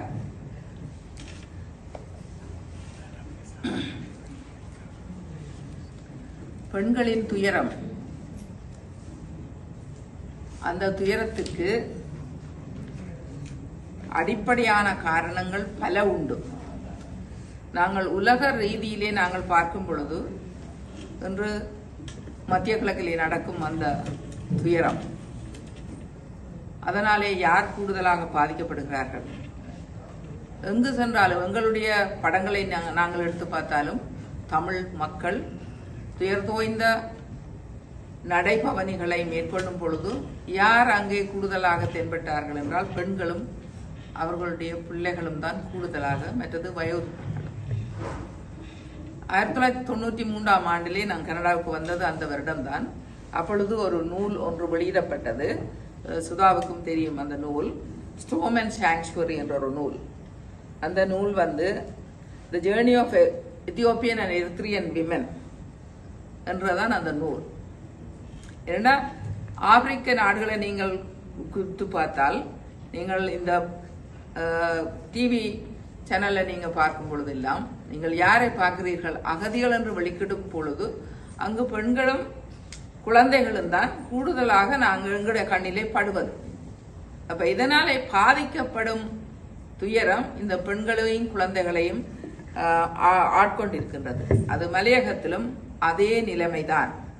அவர்கள் அங்கு அகதிகளாக வெளியிலே வராமல் இருந்தாலும் அங்கு அவர்கள் அகதிகள் போல கூட்டுக்குள்ளே பல்வேறு துயரங்களை சுமந்து கொண்டு வாழ்வதை நாங்கள் அவதானிக்கக்கூடியதாக இருக்கின்றது. அதனை யாழினி உங்களுக்கு வெளிக்கொணர்ந்திருக்கின்றார். அடுத்து பேச இருப்பவர் நிருபா நாகலிங்கம். அவர் ஒரு நூலை வெளியிட்டிருந்தார். அது 2 நூல்கள், சிறுகதை நூல்கள் 2 வெளியிட்டிருந்தார். பிறகு சிறு பிள்ளைகளுக்கான ஒரு நூலையும், அச்சாப்பிள்ளை என்ற நூலையும் வெளியிட்டிருந்தார். சுனைக்குது இடாவேணி என்ற 2 சிறுகதை நூல்களை முன்னர் வெளியிட்டிருந்தார். அத்துடன் அவர் மலையக மக்களுக்கான ஒரு இணைப்பு ஒன்றில், ஒரு சங்கம் ஒன்றிலே அவர்கள் இணைந்து பல சேவைகளை ஆற்றி வந்திருக்கின்றார். இப்பொழுது அவர் ஒரு கவுன்சிலராக கனடாவிலே ஏஜாக்ஸ் பகுதியிலே ஒரு கவுன்சிலராக வேலை செய்து கொண்டிருக்கின்றார் என்பதை உங்களுக்கு அறிய தருகின்றேன். அவர் இப்பொழுது இந்த மலையகா என்ற நூல் பற்றி தன்னுடைய கருத்தை வெளியிடுகின்றார். நன்றி. அனைவருக்கும் இனிய வணக்கம். இந்த சந்தர்ப்பத்தை வழங்கி இருக்கின்ற தேடக நண்பர்களுக்கும் என்னுடைய நன்றி. மலையகத்துக்கும் எனக்குமான தொடர்பு என்ன? நாங்கள் இலங்கையில் பிறந்து வளர்ந்து வெவ்வேறு சமூகங்களோடு நாங்கள் பழகியிருக்கிறோம். அந்த சமூகங்கள் பற்றி என்ன தெரியும்? எனக்கு நான் சின்ன வயதிலே வெளிநாட்டுக்கு வந்தபடியால் எனக்கு ஒரு விருப்பம் இருந்தது. இலங்கையில் இருக்கக்கூடிய அனைத்து சமூகங்களிடையும் எனக்கு ஒரு தொடர்பு இருக்க வேண்டும் என்று சொல்லி, அவருடைய பண்பாடுகள், அவர்களுடைய கலைகள், அவர்களோடு நேரடியாக பழகக்கூடிய ஒரு சந்தர்ப்பம் எப்படி ஏற்படுத்திக் கொள்வது, வெளிநாட்டில் இருந்தோடு எப்படி ஏற்படுத்திக் கொள்வது. என்னுடைய ஜெர்மனியில் இருந்த பொழுது என்னுடைய ஒரு படிப்புக்காக நான் புத்தளம் சென்று யாழ்ப்பாணத்திலிருந்து அரசியல் காரணங்களுக்காக வெளியேற்றப்பட்ட மக்களோடு 6 மாதங்களாக இருந்திருக்கிறேன். அப்பொழுது முஸ்லீம் மக்களை எனக்கு ஓரளவு கொஞ்சம் புரிந்து கொள்ளக்கூடியதாக இருந்தது. ஏனென்றால் நாங்கள் சுற்றுலா சென்று வருவது அல்லது ஒரு 2-3 நாள் அங்கே நிற்கிறது, இப்படி நாங்கள் அவர்களை பற்றி புரிந்து கொண்டோம் நினைக்கலாம், கதைகள் எழுதலாம். ஆனால் ஒரு மக்களோடு மக்களாக நாங்கள் வாழ்கின்ற போதுதான் அவர்களை நாங்கள் புரிந்து கொள்ள முடியும். 15 வருடங்களுக்கு மேலாக நாங்கள் உதவி என்கின்ற ஒரு கூட்டு நண்பர்களாக சேர்ந்து ஒரு கூட்டு செயற்பாட்டில் இணைந்திருந்தோம். அதில் கிழக்கிலும் மலையகத்தில் கந்தோளையா என்கின்ற ஒரு இடத்திலும் நாங்கள் செயற்பட்டிருந்தோம். அங்கு கந்தோளையாவுக்கு நாங்கள் முதல் எங்கள்கிட்ட அவர்கள் ஒரு உதவிக்கு வந்த பொழுது 8ஆம் வகுப்புக்கு மேல் அங்கு பாடசாலைகள் இல்லை, சிறுவர் பள்ளிகளும் இல்லை. ஆனால் இப்பொழுது அங்கு உள்ளவர்கள் நிறைய பேர் எங்களுடைய உதவிகள் மட்டுமில்லை, நண்பர்களுடைய உதவிகள் மட்டுமில்லை, வெவ்வேறு நிறுவனங்களுடைய உதவிகளோடையும் சேர்ந்து அவர்கள் யூனிவர்சிட்டி போயிருக்கிறார்கள். அவர்களுடைய வாழ்க்கை முறைகள் மாறி இருக்கிறது. ஆனால் கந்தோளையான்றது ஒரு சின்ன உதாரணம். மலையகம் என்கின்ற அந்த பிரதேசத்தில் இன்னும் நிறைய மாறாத பகுதிகள் நிறைய இருக்கின்றன. மலையகா தொடர்பாக இந்த நூல் தொடர்பாக 2 தோழிகள் ஏற்கனவே நிறைய விஷயங்களை சொல்லிவிட்டார்கள். திரும்ப திரும்ப சில விஷயங்களை நான் சொல்லவில்லை, ஆனாலும் சில விஷயங்களை குறிப்பிடத்தான் வேண்டும். இந்த கதைகளில் முக்கியமாக வரக்கூடிய விடயங்கள் வறுமை. அது எங்கள் எல்லோருக்கும் தெரியும். மிகவும் ஒரு அடிப்படையிலும் குறைந்த ஒரு சம்பளத்துடன் பழமையாக ஒரு மனிதர்கள் செய்யக்கூடிய நேரங்களையும் தாண்டி அவர்கள் வேலை செய்தும் மிகவும் வறுமை கோட்டில் இன்று வரை வாழ்ந்து கொண்டிருக்கிறார். அந்த வறுமை இந்த கதைகள் எல்லா இடங்களையும் பார்க்கக்கூடிய மாதிரி இருக்கு. அத்துடன் சிறுவர் கல்வி மறுப்பு என்று சொல்கிற பொழுது எங்களுக்கு தெரியும், யாழ்ப்பாணத்திலிருந்து வந்தவர்களுக்கு தெரியும், அல்லது கொழும்பு பகுதியிலிருந்து வந்தவர்கள் தெரியும். எனக்கு மட்டக்களப்பு பற்றி தெரியாது. எப்படி சிறுவர்களை மலையகத்திலிருந்து சிறுவர்களை வரவழைத்து வீட்டு வேலைகளை வாங்கி சித்திரவதைகள் செய்து அதை நான் என் கண்கூடாக பார்த்துட்டேன். சுனைக்குது என்ற ஒரு என்னுடைய சிறுகதை தொப்பில் நான் கதையாகவும் அதை எழுதியிருக்கிறேன். சிறுவர் வரையாற்று நடந்த அனுபவங்கள் எழுதியுள்ளேன். அப்போ எங்களுக்கு தெரியும் சிறுவர்களுடைய கல்வி மறுப்புன்றது எவ்வளவு தூரம் இருந்திருக்கு. இந்த கதைகளில் பார்த்தீங்கன்னு சொன்னால் சிறுவர்களுடைய மறுப்பு சின்ன வயசுலேயே கொழும்புக்கு வேலைக்கு அனுப்பப்படுறது. அதில் சில நம்பிக்கை தரக்கூடிய ஒரு கதை இருக்கிறது. நான் எல்லா கதைகளையும் தனித்த நிறைய கதைகள் 42 கதைகள், இந்த கதைகளை தனியாக நான் குறிப்பிடவில்லை. அதில் ஒரு கதை இருக்கிறது. அங்கு கொழும்பில் இருக்கக்கூடிய ஒரு கடை வேலை செய்யக்கூடிய ஒரு பையனுக்கு இன்னொரு கொஞ்சம் அவரை விட வயசு கூட்டின ஒரு பையன் உதவி செய்த ஒரு பெரிய அளவார அவர் 2 பேரும் நீண்ட காலத்தை பிற சந்திக்கிறோம். ஆனால் இந்த சமூகமாக ஒரு அரசாக அந்த பொறுப்பை குறிப்பாக ஒரு அரசு அந்த கடமையை செய்ய தவறிவிட்டது நான் சொல்கிறேன். என்று சொன்னால் மக்கள், ஒரு இலங்கையின் மக்கள் எல்லாரும் ஒரே மாதிரி தான் நடத்தப்பட வேண்டும். எங்களுக்கு தெரியும் எல்லோரும் ஒரே மாதிரியாக நடத்தப்படவில்லை. ஆனால் ஒரு சிறுவர்கள் மீது குறைந்தபட்சம் யாழ்ப்பாணத்தில் அல்லது ஒரு மட்டக்களப்பில் கொழும்பில் சிறுவர்களுக்கு கிடைக்கக்கூடிய அந்த கல்வி இந்த மலையக பிள்ளைகளுக்கு கிடைக்கவில்லை என்றது மிக துயரம். ஆனால் இந்த கதைகள் ஏற்கனவே நம்முடைய தோழிகள் சொன்னது போல 75ஆம் ஆண்டிலிருந்து 2015ஆம் ஆண்டு வரை காலப்பகுதியில் எழுதப்பட்டிருக்கிறது. பெரும்பாலான கதைகள் 90களில் 80களின் இறுதியிலும் 90களின் இறுதிகள் 2000ஆம் ஆண்டு காலப்பகுதியில் பெரும்பாலான கதைகள் செல்கிறது. அதற்கு பிற்பட்ட காலப்பகுதிகள் சில மாற்றங்கள் ஏற்பட்டிருக்கலாம். 1975ஆம் ஆண்டில் இருந்து எழுதப்பட்ட கதை அது ஒரு பிரஜா உரிமை தொடர்பான கதை. அதுக்கு 2015ஆம் ஆண்டு எழுதப்பட்ட கதை இந்த மத போதை அதற்கு சம்பந்தமாக ஒரு விழிப்புணர்வு அந்த விஷயம் வருது. அப்ப கொஞ்சம் மாற்றம் இருக்கிறது நாங்கள் இந்த கதைகளோட பார்க்கிறோம். அதுக்கு அடுத்ததாக ஏற்கனவே சொல்லப்பட்ட அந்த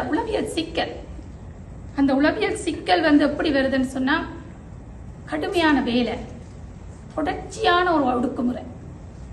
அந்த கடுமையான வேலை என்று சாதாரண பெண்களை பொறுத்தவரை அந்த வேலை பழமையான வேலை நேரத்தை விட கூடுதலான வேலை, பிள்ளைகளை பராமரிக்கும் சுமை, அத்தோடு இந்த உளவியல் பிரச்சனைகளுக்கு ஆளான ஆண்கள், குடிபோதைகளில் இருக்கக்கூடிய ஆண்களோடு இணைந்து வாழ்வதில் இருக்கக்கூடிய சிக்கல். அப்ப இது பல்மடங்கு பன்முக பிரச்சனைகளை, பன்முக சுமைகளை பெண்கள் உள்வாங்கியபடித்தான் வாழ்கிறார்கள். அது மிக ஒரு கடுமையான, வாசிக்கும் பொழுது ஒரு வேதனை, கோபம் எல்லாம் கொண்டிருக்கிறது. அடுத்ததாக உயர்கள் மீதான ஒரு நாட்டம், அது வந்து கொஞ்சம் பிற்காலத்தில் எழுதப்பட்ட கதை. அந்த கதைகள் வந்து கோழி, ஆடு, பீலிக்கரை அப்படி போன்ற ஒரு சக மனிதர்கள் அவர்களோட சேர்ந்த இந்த நேசத்தோட சக உயிர்கள் மீதான ஒரு அன்பு. அதில் ஒரு கதை வந்து மாடு சம்பந்தமாக எழுதப்பட்ட கதை. இந்த மாடை வந்து இந்த பிள்ளை, ஒரு சின்ன பிள்ளைகள், பெரும்பாலான நிறைய கதைகள் வந்து சின்ன பிள்ளைகளுடைய மனதில் இருந்தால் எழுதப்பட்டிருக்கு. இந்த பிள்ளைகள் வந்து இந்த பிள்ளை அந்த மாடை சரியா விரும்புவது, எவ்வளோ ரசிச்சு அது உயிரினமா நேசிச்சு இருக்கக்கூடிய பிள்ளை வந்து தகப்பன் அறவிலைக்கு இறைச்சி கடைக்கு வித்துட்டேன். அப்போ அந்த துடிப்பு அது வந்து ஒரு நல்ல அழகா சொல்லி இருக்கு. நிறைய சிறுவர் மனநிலையிலிருந்து சொல்லப்பட்ட அவ்வளவு கதைகளும் எனக்கு நிறைய பிடிச்சிருந்தன, நிறைய மனசில் தங்கி இருக்கின்றன. அதே மாதிரி அந்த கோழியை அந்த வர்ணிக்கிற விதங்கள் எல்லாம் நல்ல அழகா இருக்கு. அதுக்கு என்ன பேர் வைக்கலாம்னு சொல்லி அந்த ஒரு பேர் வைக்கணும். பக்கி, ஏதோ பக்கி என்று வருது, பக்கி என்றது கதையினுடைய பக்கி. இந்த கதைக்கு அப்படி ஒரு உயிரோட நேசம் உள்ள அந்த கோழியை வந்து பலிக்கு கொடுக்க போறோம். அப்ப அந்த இடத்துல அந்த கதையில சொல்லப்படுது, இந்த மனிதர்கள் வந்து இந்த கடவுள் கேட்டாரா ஏன் இந்த பலியை செய்யணும், அல்ல இந்த மனிதர்கள் ஏன் இந்த மிருக வதையை செய்கிறார்கள். இன்று நாங்கள் இந்த நாட்டில் இருந்து கொண்டு கோழி, ஆடு, மாடு என்று ஒரு அளவு கணக்காக சாப்பிட்டு மிச்சத்தை எரிந்து கொண்டிருக்கிற பொழுது எனக்கு இந்த கதையால் வாசித்த அப்புறம் உண்மையிலே மச்சங்கள் சாப்பிடணுமா? ஒவ்வொரு உயிரினங்களையும் நாங்கள் ஏன் நேசிக்காமல் போனோம்? நேசிக்காமல் ஓகே, அது நாங்கள் எங்களுடைய இருத்தலுக்காக செய்ய வேண்டிய ஒரு விஷயம் இருக்கிறது தான். ஆனால் அதை நாங்கள் எவ்வளவு ஒரு எளிமையாக எடுத்துக்கொண்டிருக்கோம், எவ்வளவு சாதாரணமாக, அவ்வளவு இந்த முதலாளித்துவ உலகத்தில் நாங்கள் எப்படி மாறி இருக்கிறோம் என்கின்ற ஒரு விஷயம் வந்து எனக்கு வந்தது. இன்னும் ஒரு விஷயம் என்னென்று சொன்னால், இந்த கதை முழுவதும் வந்து இருக்கக்கூடிய ஒன்று மனித நேயம். எல்லாமே ஒரு மனித நேயத்தோடு எழுதப்பட்ட அந்த வழிகளுக்குள்ளேயும் பெண்கள் இருக்கக்கூடிய அந்த ஒரு சமூகங்கள்ல இருக்கக்கூடிய அந்த மனித நேயம். மற்றது வந்து இன்னொன்று முக்கியமானது, பல மரணங்கள் நடக்குது, சர்வ சாதாரணமாக மரணங்கள் நடக்குது. அதுல வந்து முக்கியமா பாத்தீங்கன்னு சொன்னா வறுமைதான் அதுக்கும் காரணம். ஒரு ஆஸ்பத்திரி நோயுற்ற ஒரு ஆள், பாம்பு கடிச்ச ஒரு ஆள் வந்து நாங்களுக்கு ஆஸ்பத்திரிக்கு கொண்டு போறோம்னு சொன்னால் வாகனம் இல்லை. அந்த வாகனம் யார்கிட்ட இருக்கு? பெரிய துறையிட்ட இருக்கு. அவர் வந்து வேற விஷயங்கள், இந்த தொழில் சங்கங்கள் அல்ல தொழில் ரீதியாக ஏதாவது அவர்கள் மரபு தெரிவித்திருந்தால் அதை இங்க பழி வாங்குறது. அப்ப அங்க மரணம் சாதாரணமா நடக்குது. அல்லது ஒரு களவுன்றது என்ன, ஒரு வறுமையில களவு வாரது உண்டு. மற்ற தேயிலை தோட்டத்தில் வந்து தேயிலை ஃபேக்டரியில நல்ல தேயிலையை எடுக்கிறதுக்கு அது ஒரு பெரிய இடத்துல இருக்கிறால் அந்த ஒரு தொழிலாளிகிட்ட கேட்டிருக்கிறார். அவர் அந்த தேயிலை எடுத்து கொடுத்துட்டு, ஆனால் அவர் அந்த தனக்கு உயர்வா இருக்கக்கூடியவர்களோட மரியாதையும் தான் சொன்ன அந்த சத்தியத்துக்காக, உண்மைக்காக கடைசி வரைக்கும் ஜெயிலுக்குள்ள போய் பிறந்து போயிடும். இவையெல்லாம் அநேகமாக உண்மை கதைகளாக இருக்க வேண்டும் தான் நான் நம்புகிறேன். அது வாசிக்கும் பொழுது அதில் பொய்யான தன்மைகள் எதுவுமே இல்லை. அப்ப மரணம் என்றது எவ்வளவு சாதாரணமா நடக்குது. சொன்னா கந்தலோயாவுக்கு நான் 2 தடவைகள் போய் இருக்கிறேன். அப்பொழுது நானும் என்னுடைய மகள், அவர் சின்ன வயசாக இருந்தா, இந்த வயசு இருக்குன்னு நினைக்கிறேன். ஓட்டோல இருந்தா நாங்கள் எட்டியாந்தோடு இருந்து அங்க போய் கொண்டிருந்தோம். எங்களால் தொடர்ந்து பயணிக்க முடியாது போய்விட்டது. அவ்வளவு இந்த கல்லு பாதைகளால உடம்பெல்லாம் உழுக்கி கடைசியா நாங்கள் 2 பேரும் இறங்கி நடந்து போனோம். அப்பாவே சொல்லிச்சு, நீங்க நடந்து போகாதீங்க, பயம் என்னன்னு சொன்னா சிறுத்தைகள் வருது. எங்களுக்கு பயமாம் இருக்குது, இருட்டுப்பட்டுடுது. ஆனால் அந்த ஓட்டோவில் போக முடியாது, அவ்வளவு கஷ்டமே. நாங்கள் திரும்ப ஒரு தடவை போகும் பொழுது வாகனம் வேறொரு வாகனத்தில் போனோம். அந்த வாகனம் வந்து உடைஞ்சிட்டு, என்றால் யாழ்ப்பாணத்தில் இருக்கக்கூடிய ஒரு ஆளுக்கு வந்து எப்படி மலையகத்து அந்த ரோட்டுகளால் போடுறது தெரியாது. வாகனம் உடைஞ்சு நாங்கள் இருட்டு ஒரு 12 மணி போல இருந்த கன நேரம் 2 மணித்தியால பயணம், 7-8 மணித்தியாலம் சென்று நாங்கள் நடுவில் நிற்கிறோம்.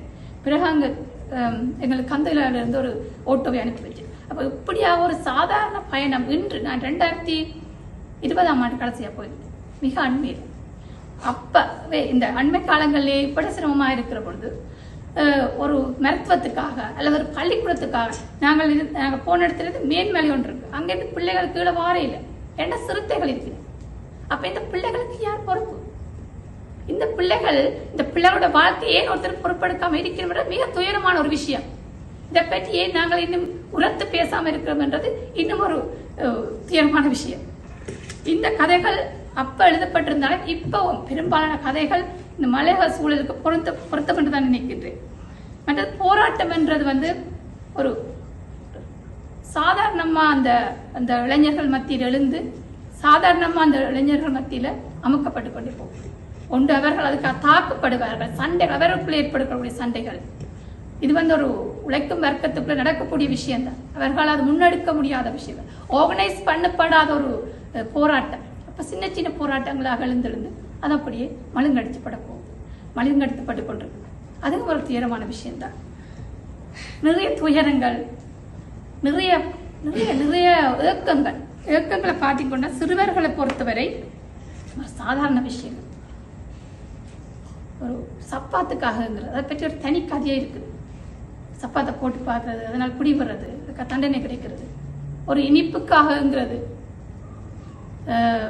சின்ன வயதில் எங்களுடைய அண்ணா படிக்கும்போது ஒரு கதை கேள்விப்பட்டிருக்கிற அந்த சின்ன பிள்ளை அம்மாவுக்கு கேட்டுக்கொண்டு பெற்றோர்கிட்ட கேட்டுக்கொண்டே போகும், எனக்கு இந்த இனிப்பு ஒன்று அந்த இனிப்பு வந்து. ஆனால் கடைசியாக அந்த பிள்ளைக்கு அந்த பெற்றோர்கள்ட்ட அந்த பிள்ளை காணாமல் போயிட்டு அதுக்கு பிறகு அவர் கண்டுபிடிக்கிறாருக்கு எனக்கு இந்த இனிப்பு ஒண்ணுமா அந்த இனிப்பு ஒன்று அம்மா அப்பா தான். அதே மாதிரி ஒரு சின்ன ஒரு சாயல இந்த கதை ஒன்று வந்திருக்கு. சிறுவர்கள் ஒரு எனக்கு மிகவும் கவலையா இருந்ததுன்னு சொன்னா வாழைப்பழத்துக்காக அப்படி இருக்காது. காயாம்பூவும் வாழைப்பழமும் என்ற ஒரு வாழை மரம் என்ற கதை இருக்கு. அது இன்று வரை எனக்கு நான் இந்த கதை 3 கிழமைக்கு வாசிச்சு நினைக்கிறேன், 2-3 கிழமை. இன்னுமே நான் அது படைக்க போகும் பொழுதும் என்னுடைய மகளோட கதைக்கும் பொழுது நான் இந்த விஷயத்தை யோசிச்சு கொண்டிருக்கிறேன். ஒரு வாழைப்பழத்துக்காக எவ்வளவு ஏக்கம். இந்த கதையை பார்த்தீங்கன்னு சொன்னால் ஒரு பெட்டி கடையில வாழைப்பழம் வாங்க போன இடத்துல இந்த பிள்ளைக்கு வாழைப்பழம் கிடைக்குது. அவருடைய அதே வயதில் இருக்கக்கூடிய ஒரு பிள்ளை அந்த வாழைப்பழத்தை சாப்பிடும் பொழுது ஒன்று ஏக்கம், மற்றது ஈகோ வருது. எனக்கு கிடைக்காத ஒரு பழம் அந்த பிள்ளைக்கு கிடைக்கிறது சார். இப்போ இந்த பிள்ளைக்கு ஏக்கம் வருது, நான் எப்படியாவது ஒரு வாழைப்பழத்தை கொண்டு வீட்டில் காசு இல்லை. அப்போ அவர் என்ன சார் அவங்க பெரியாக்கள் சொல்றாங்க, நீ ஒரு வாழைமரத்தை நட்டு பண்ண வேண்டாம், அதில் சும்மா தான் சொல்லி நீ ஒரு வாழைமரத்தை நட்டு நீ வாழைப்பழத்தை சாப்பிடணும். அப்போ இந்த பிள்ளை ஒருவரை நாடி ஒரு பெரிய ஒரு துறையின் தோட்டத்தில் களவாக அந்த வாழை மரத்தை கொண்டு வந்து வீட்டை நட்டு ஒரு நாளும் அதை பார்த்து கொண்டு வருது பிள்ளை. ஆனால் கடைசி ஒரு நாள் பார்த்தாலும் அந்த தாய்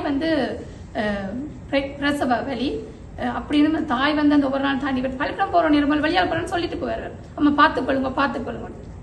ஒரு நாள் அந்த தாய்க்கு வலி வந்துட்டுது, ஹாஸ்பிட்டலுக்கு கொண்டு போயாச்சு. அந்த பிள்ளைய அந்த வாழை மரத்தை பார்க்க முடியல. வாழை மரத்தை பார்த்தால் வாழை காய்ச்சிருக்கு. இந்த பிள்ளை வெப்ப பிடுங்கலாம் அதை காணல.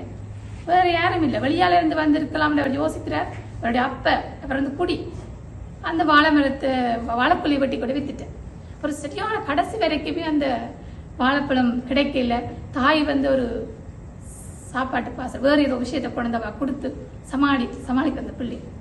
அப்படி அத மாதிரி ஒரு நெட்டி காசுன்ற ஒரு கதை இருக்கு. இதே மாதிரி சின்ன பிள்ளைகளோட உளவியலை சொல்லக்கூடிய இந்த தலைமுறை சிறுவர்களுடைய தலைமுறைகள் இருக்கிற அந்த சிறுவர்கள் இப்பொழுது வளர்ந்திருப்பார்கள். கொஞ்சமாவது அவர்களுடைய வாழ்க்கை முறை மாறி இருக்கும் என்று நான் நம்புகிறேன். இந்த கதைகளை பற்றி நான் நிறையவே கதைச்சு கொண்டு போகலாம்.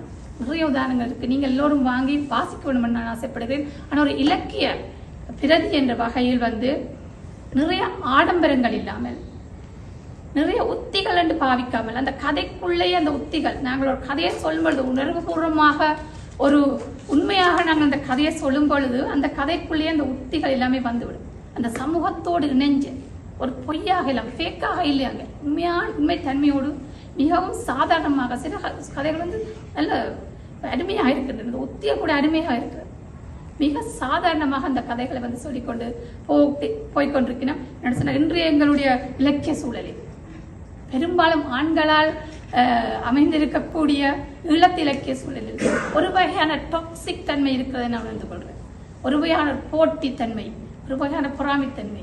என்ன எல்லாரும் சமூகத்துக்காக எழுதுபவர்களாக இருந்தாலும் அப்படி ஒரு தன்மை இருப்பது பார்க்க முடியாது. ஆனால் இந்த எழுத்துக்களை பொறுத்தவரை அப்படி ஒரு டாக்ஸிக் தன்மை இல்லை. மனித நீக்கம், இந்த பிரச்சனைகளை சொல்வது, இந்த வழிகள் என்றது அடுத்த கட்டமாக சொல்லவில்லை, அடுத்த கட்டமாக இந்த பிரச்சனை தீர்வு காணவில்லை என்ற ஒரு விஷயம் இருந்தாலும் இந்த ஒரு முதற்கட்டமாக இந்த பிரச்சனை புரிஞ்சு கொள்றதுக்கு, மலையா மக்களை புரிந்து கொள்றதுக்கு, அங்குள்ள சமூகங்கள், இந்த குடும்பங்களை புரிந்து கொள்றதுக்கு, அங்குள்ள வாழ்வியலை புரிந்து கொள்வதற்கு இந்த கதைகள் மிகவும் உதவி உள்ளன. எனக்கு உதவி உள்ளன, உங்களுக்கு உதவும் என்று நம்புகின்றேன். தயவு செய்து எல்லோரும் வாங்கி படிக்குமாறு கேட்டுக்கொள்றேன். மிக்க நன்றி. நன்றி நிருபா. உண்மையான கதைகள், மக்களுடைய வாழ்க்கையை நிதர்சனமாக காட்டும் கதைகள். அந்த கதைகள் அதாவது ஆலாபனை இல்லாமல் விஷயத்தை நேரடியாக சொல்லும் ஒரு உத்தியை பயன்படுத்திய கதைகளாக அந்த கதைகள் இயங்குகின்றன என்பதை நிருபா உங்களுக்கு எடுத்து காட்டினார், கூறியிருக்கிறார். இலங்கையின் பொருளாதாரத்தினுடைய ஆணி வேர்களான இந்த மலையக மக்களின் ஏழ்மை போராட்டம் இந்த கதைகளிலே ஒரு தொடர் கதையாக இருக்கின்றது. இந்த ஏழ்மை போராட்டத்தை பல்வேறு சமூகங்களிலும் பெண்களும் குழந்தைகளும் அனுபவிப்பதை உலக ரீதியிலே நீங்கள் காணக்கூடியதாக இருக்கின்றது. அது கனடாவிலே பூர்வீக மக்களிடையே காணக்கூடியதாக இருக்கின்றது. நான் இங்கு வந்த புதிதிலே ஒரு ஷெல்டர் ஒன்றிலே வேலை செய்தேன். அந்த ஷெல்டரிலே ஒரு வெள்ளை பெண்ணும் பிள்ளைகளும் அங்கு வந்திருந்தார்கள். அவருக்கு 5 பிள்ளைகள். எல்லா பிள்ளைகளும் மெல்லிய பிள்ளைகள். அவர்கள்ட்ட அந்த தோல்ல தோல் தான் இருக்குது, அவர்களுக்கு சதை இல்லை. அந்த பிள்ளைகள் நாங்கள் காலையில் எழும்பி போய் பார்க்கக்குள்ள கிச்சன்ல உள்ள கவுண்டர் எல்லாத்துலயும் ஏறி மேல உள்ள கபர்டு இல்லாம அம்மா படுத்திருக்கிறா. அம்மாவும் நல்ல மெல்லியாள் தான். கவுண்டர்ல ஏறி அதுல உள்ள சாப்பாடுகளை எல்லாம் எடுத்து தங்கட பாட்டிலே சாப்பிடுவார். யாரும் எழும்ப முந்தி பார்த்தால் அவர்கள் பால் போட்டு, அவர்கள் சீரியல் எல்லாம் பால் போட்டு சாப்பிட மாட்டார்கள். ஏன்னா அவர்களுக்கு பழக்கம் இல்லை. இந்த பால் அவர்களுக்கு கிடையாது. பால் வாங்க காசு இல்லை. இது தனியாக மலையக மக்களுக்கு மட்டுமில்லை. ஏழ்மை போராட்டம் உலகடங்கிய ரீதியிலே நடைபெற்றுக் கொண்டுதான் இருக்கின்றது. மலையக மக்கள் அதற்கு விதிவிலக்கல்ல. ஆனால் இந்த மலையக மக்களினுடைய வாழ்க்கை, அதாவது இலங்கையினுடைய பொருளாதாரத்தை என்னுடைய ஆணிவேராக இருக்கின்ற அந்த மலையக மக்கள் இன்னும் அதே நிலையில் தான் இருக்கிறார்கள். அவருடைய வாழ்க்கை மேம்படவில்லை. அதனை இந்த கதைகள் மூலம் அவர்களுக்கிடையே நடைபெறும் அந்த உரையாடல்கள் மூலமும் அந்த கதைகளினுடைய தீம் அது என்னத்தை சொல்ல வருகிறது என்பதன் மூலமும் நீங்க அறியக்கூடியதாக இருக்கும். ஆகவே இந்த கதைகளை வாசித்து நீங்கள் பல விடயங்களை நீங்கள் மலையக மக்களுடைய, ஆனால் எங்களுடைய மக்கள், அதாவது மலையக மக்கள் அல்லாத தமிழ் மக்கள் அங்கு சென்று செய்த கொடுமைகள் ஒன்றும் அந்த நூல் ஒன்றிலும் அந்த கதைகள் ஒன்றிலும் வரையில்லை. அவர்களுக்கு செய்த சில அநியாயங்கள் அங்கு வரையில்லை. ஆகவே அந்த கதைகளை நாங்கள் பூரணமாக மலைய மக்களுடைய முழு அம்சங்களையும் அங்கு பிரதித்து படுத்துது என்று நாங்கள் சொல்ல முடியாது. அடுத்ததாக மீரா பாரதி ஒரு எழுத்தாளர், உங்கள் எல்லோருக்கும் தெரிந்த ஒரு எழுத்தாளர். அவர் பல்துறை வித்தகர், யோகாவிலே மிகவும் ஒரு புலி. பிரக்ஞை, மரணம், பாலியல் ஆகிய நூல்களை எழுதியவர். அவர் தொடர்ச்சியாக தன்னுடைய இன்டலெக்சுவாலிட்டியை, அதாவது எவ்வளவு தூரத்துக்கு தன்னை மேம்படுத்த முடியுமோ அவ்வளவுக்கு இன்னும் திருக்குறள் வகுப்பு அந்த நிறைய வகுப்புகளுக்கு போய்கொண்டே இருப்பார். அவர் பெண்கள் மீது, பெண்களுடைய பிரச்சனைகள் தொடர்பாக மிகுந்த அக்கறை கொண்ட ஒரு ஆண் நண்பர். அவரை இப்பொழுது இந்த நூல் பற்றிய தன்னுடைய கருத்துக்களை கூற அழைக்கிறேன். எல்லோருக்கும் வணக்கம். சார், தெரிய மாட்டேங்குது சார். நான் ஒரு தேயிலை கொட்டை. 1983ஆம் ஆண்டு நடைபெற்ற தமிழின அழிப்பை தொடர்ந்து நாம் யாழ்ப்பாணம் நோக்கி செல்கிறோம். இதனால் யாழ்ப்பாணத்தில் சில காலம் மட்டும் அங்கு ஒரு பாடசாலையை கட்டேன். ஒரு நாள் நான் புதிய மாணவனாக வளமையை பின்வாங்கிட்டு இருந்தேன். ஆசிரியர் வந்து படிப்பித்துக் கொண்டுதான் எனக்கு தெரியவில்லை. அப்பொழுது அங்கிருந்து கத்தினேன், தெரிய மாட்டேங்குது சார் கத்தினேன். அன்றிலிருந்து எனக்கான பட்ட பெயர் தெரிய மாட்டேங்குது. இப்பொழுதும் என்னை வந்து அப்படித்தான் அடையாளப்படுத்தி மற்றவர்களுக்கு அறிவுப்படுத்துவார்கள் அந்த சக மாணவர்கள். யாழ்ப்பாணத்து ஒரு பள்ளிக்கூடத்தில் படித்த போது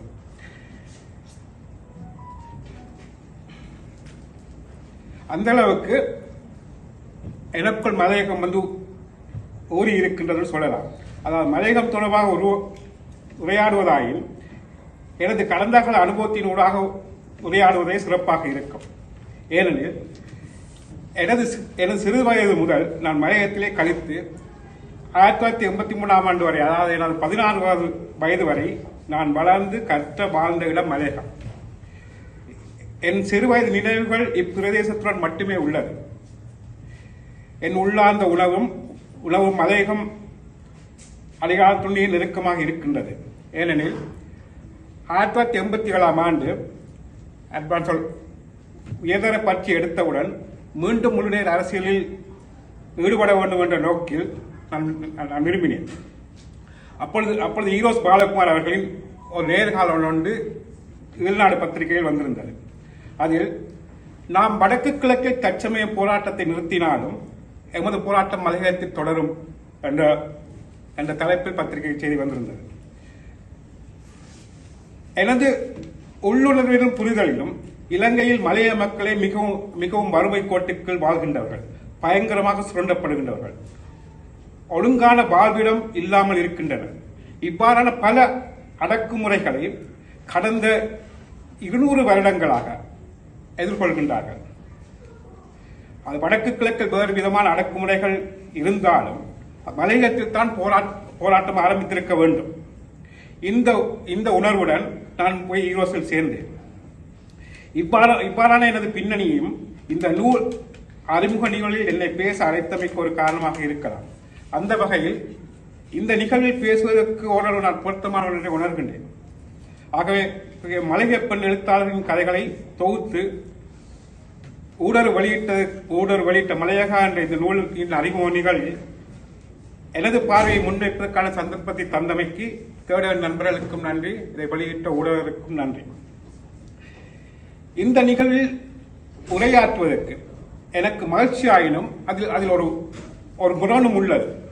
அதாவது நான் மலையகத்தில் நான் வாழ்ந்த போதும் அங்குள்ள பக்கத்து வீட்டுக்காரருக்கும் இல்லாட்டி மலையக நண்பர்களுக்கும் நான் ஒரு பணங்கொட்டை. அது யாழ்ப்பாணத்தில் நான் பிறந்திருந்தாலும் எனது பிறந்த இடம் கலவட்டி ஆயினும் அது நான் வளர்ந்த இடம் இல்லை. மேலும் நான் மலையகத்தில் வாழ்ந்த போதும் நான் தேயிலை தோட்டங்களில் வாழ்ந்த விடவும் நான் வறுமையில் வாழ்ந்திருந்தாலும் கூட நான் பிறந்த இடமும் நமது மத்திய தர வர்க்கம் எனக்கு அளித்த சலுகைகளும் அதிகாரங்களும் எனது தந்தையின் தொழிலும் எனக்கு ஒரு சமூக நிலையையும் எனக்கு ஒரு அதிகாரத்தையும் சலுகைகளையும் தந்திருந்தது. ஆகவே என்னை மலையகத்தைச் சேர்ந்தவன் என நான் அடையாளப்படுத்தலாமோ தெரியாது. இந்த முரண்பாடுகளுடன் இந்த பிரஜையை கவனத்தில் கொண்டு ஒடுக்கப்பட்ட மலையக தமிழ் மக்களுடன், குறிப்பாக தோட்ட தொழிலாளர்களுடன் உணர்வு தோழர்களுடன் நின்று பிரஜையுடன் அவர்களுக்கு நான் ஆதரவளிக்கலாம் என்று நம்புகிறேன். இந்த நூலை பொறுத்தவரை குறிப்பாக மலையக தமிழ் பெண்களுடன் உணர்வு தோழமையுடன் நின்று எனது பார்வையை பிரஜை பூர்வமாக நான் முன்வைக்க முயற்சிக்கின்றேன். இந்த நூலை முழுமையாக நான் ஒரு தரம் வாசித்து முடித்து விட்டேன். எனது நண்பிகள் அனைவர்களும் இந்த நூலில் உள்ள கதைகள் பலவற்றை சொல்லி இருக்கிறார்கள்.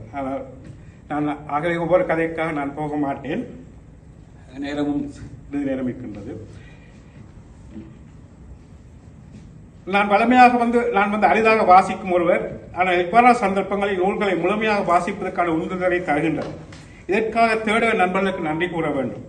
இந்த நூலை வாசிக்கும் போது தொடர்ச்சியாக எனது நினைவுகள் அந்த காலத்துக்கு செல்வதையும், எனது கடந்த கால வாழ்க்கை அனுபவங்களையும் அதன் உணர்வுகளையும் மீள நினைப்பது தவிர்க்க முடியாதது என கருதுகிறேன். அதாவது முதலாவது, மலைய மக்களின் குறிப்பாக தோட்ட தொழிலாளர்களின் வாழ்விடம் தொடர்பான ஒரு பார்வையை பெற்றிருப்பது அவர்களின் பல பிரச்சனைகளை நாம் புரிந்து கொள்வதற்கு வழிவகுக்கும். அதாவது பிரதானமாக அது மத்திய மாகாணம் தான் மலையகத்தின் மையம். மத்திய மாகாணத்தின் எல்லைகளில் இணைந்திருக்கும் பல மாகாணங்களில், அதாவது மத்திய மாகாணத்திலிருந்து ஊவா மாகாணம், அங்கே சப்ரமா, அந்த எல்லை மாகாணங்களில் அதன் எல்லை பகுதிகளும், அதாவது மலையகத்தின் மத்திய மாகாணத்துடன் இணைந்திருக்கிற பகுதிகள், அந்த எல்லைகளில் இருக்கும் பிரதான நகரங்களில் அந்த மாகாணங்களில் பிரதான நகரங்களில் பல்லின மக்களும் மதங்களைச் சேர்ந்தவர்கள் வாழ்கின்றார்கள்.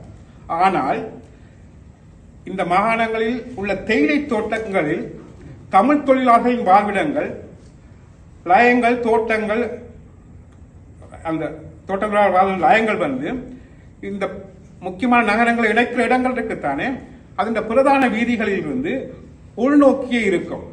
நீங்கள் பிரதான வீதியிலிருந்து லைங்களை பார்க்க முடியாது.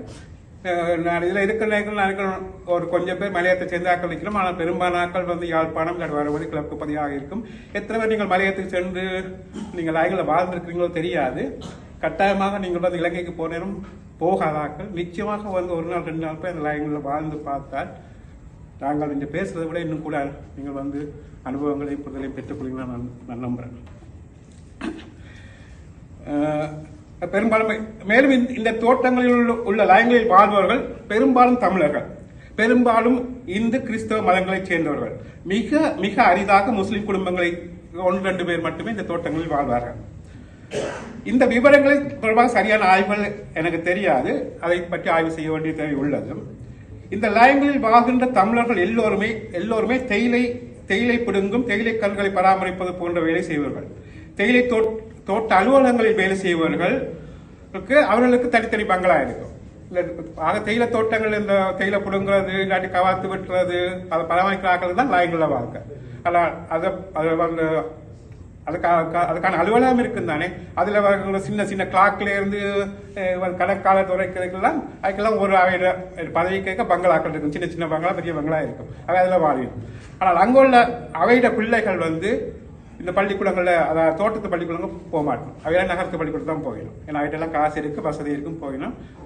பெரும்பாலும் தோட்டத்து பிள்ளைகள் வந்து அந்த தோட்டத்தில் பள்ளிக்கூடத்தில் தான் படிப்பினோம். இவர்கள் குழந்தைகள் பெரும்பாலும் நகர பழக்கங்கள் கற்பார்கள். மாகாணங்களில் அது எல்லைப்புற தோட்டங்களுக்கு சரி.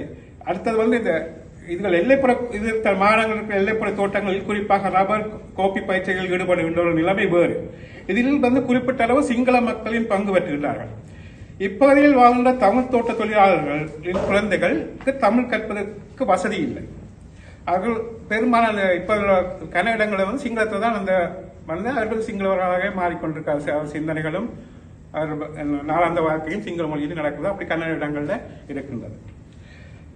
1983 முன்பு இத்தோட்டங்களிலும் லயங்களிலும் பங்களாக்களிலும் தேயிலை தொழிற்சாலைகளிலும் கோயில்களிலும் ஆலயங்களும் சிறு பாடசாலைகள் மட்டுமே இருந்தன. மது அருந்துவதற்கு நகரங்களுக்கு வர வேண்டும். 90களின் ஆரம்பத்தில் நான் வந்து சனிகளில் வேலை செய்த போது, அது சில விடயங்கள் தொடர்பாக கற்று எழுதுவதற்கு விவரம் சேர்க்க சென்ற போது தோட்டங்களுக்குள் போலீஸ் நிலையங்கள் வந்துவிட்டது. அதாவது புதிதாக முளைத்திருந்தன. தோட்ட தொழிலாளர்களின் காவல்துறை வந்து நேரடி கண்காணிப்புக்குள் இருந்தார்கள். அது தோட்ட தொழிலாளர்கள். பிறகு நான் வந்து 2012ஆம் ஆண்டு மலையகம் சென்ற போது ஒவ்வொரு தோட்டங்களுக்குள்ளும் சாராய கடைகள் முளைவிட்டிருந்தன. இதெல்லாம் முன்பு இருக்கவில்லை. ஏற்கனவே குறைந்த ஊதியம் பெற்று ஒவ்வொரு தோட்டங்களுக்கும் சாராய கடைகள் ஏற்கனவே குறைந்த ஊதியம் பெற்று வறுமையில் வாழ்பவர்களில் மேலும் வந்து குடிக்கி அடிமையாக்கி மேலும் வறுமை கோட்டுக்குள் தள்ளுகின்ற செயற்பாடுகள் இவை. இது எந்த வகையிலும் மதுவுக்கு எதிரான கருத்து அல்ல. ஆனால் மதுவை தமது கட்டுப்பாட்டுக்குள் வைத்திருக்கிறவர்களின் குடும்பங்களின் நிலை மிகவும் மோசமாக இருக்கும். இந்த நூலில் உள்ள பெரும்பாலான கதைகள் இவர்கள் எல்லோரும் சொன்னது போல் எப்படி ஒரு வீட்டு தலைவர் வந்து கொடுமைக்கு குடிக்கு அடிமையாகி அதனால் இந்த குடும்பங்களில் உள்ளவர்களுக்கு ஏற்படுகின்ற பிரச்சனையில் கூறுகின்ற கதைகள். இதனால் எவ்வாறு பிரச்சனைகள் எல்லாம் ஏற்படும் என்பதை எனது சிறுவயதிலிருந்து நான் அனுபவத்தில் அறிந்தவர். அந்த வகையில் இந்த கதைகளையும் அது வெளிப்படுத்தும் வேதனைகளையும் வலிகளையும் என்னால் புரிந்து கொள்ள முடியும். என் பார்வையில் கடந்த 50 வருடங்களாக எனது சொந்த பார்வையில் தோட்ட தொழிலாளர்கள் வாழ்கின்ற லயங்கள் அவர்களின் வாழ்க்கையிலும் எந்த மாற்றத்தை நான் காணவில்லை. 200 வருடங்களுக்கு முன்பு கட்டப்பட்ட அதே மண்குடிசை லயங்கள், ஒழுங்காக சாப்பிடவோ உடுக்கவோ வாழவோ போதாத சம்பளம். அதிலும் எங்களுக்கு வந்து முன்பெல்லாம் வந்து பாடசாலைக்கு போறதுக்கு வந்து வெள்ளையுடை தருவார்கள். சுமார் அதை இலவச நூல்கள் தருவது போல இலவச விலைகளும் தருவார்கள். அப்ப அது தந்து சென்றாலும் இப்ப நாங்கள் வெள்ளை உடை தான் போகணும் பாடசாலைக்கு, உங்களுக்கு தெரியும் நினைக்கிறேன். ஆனால் இந்த தோட்டங்கள் இருக்கிற ஆக்களுக்கு வந்து இப்ப 2-3 பள்ளிகள் வந்து சொன்னால் அதுக்கு வந்து ஒவ்வொரு சட்டை இருக்கும். எல்லாரும் போக இயலாது. அவ சில நாளைக்கு வந்து ஒரு பிள்ளை போவோம், 2 நாளைக்கு ஒரு பிள்ளை போவோம், பிறகு மற்ற நாளைக்கு அந்த உடுப்பு எடுத்துக்கொண்டு அந்த சப்பாத்தையும் போட்டுக்கொண்டு மற்ற பிள்ளை போவோம், இவர் வீட்டில் இருப்பார். அவர் இப்படி புது உடுப்புகள் வர்ற நேரம் என்ன செய்வாருன்னு சொன்னால் அப்பா வந்து குடிகாரா இருந்தாருன்னு சொன்னால் அதை கொண்டு போய் விற்று விடுறாரு. விற்று விட இந்த பிள்ளை என்ன வரும், அம்மா சந்தோஷமா வரும், அம்மா நான் நாளைக்கு வந்து புது உடுப்பு கொடுத்துட்டு போலாங்கன்னு சொன்னால் வீட்டில் வந்து உடுப்பு இருக்காது, ஏன்னா அப்பா செத்து. அதுக்குள்ள கடன்காரன் வந்து நிற்பான், இவர் 50 ரூபா கடன் வாங்கிட்டா நீங்கள் அடுத்த முறை வந்து வர்ற புது உடுப்பையும் வச்சிருங்கோ, அதுக்கு தைக்காதீங்கோ, எனக்கு தானே அப்பா அதுக்கும் சேர்த்து வாங்கிட்டா கடன். அப்போ அது வந்து இப்போ மட்டும் இல்லை, எதிர்காலத்துக்குமே இப்போவே வந்து பிரச்சனை உருவாக்கிடுவார். அப்படியான ஒரு நிலைமைகள் தான் அந்த மலையகத்தில் இருக்குது.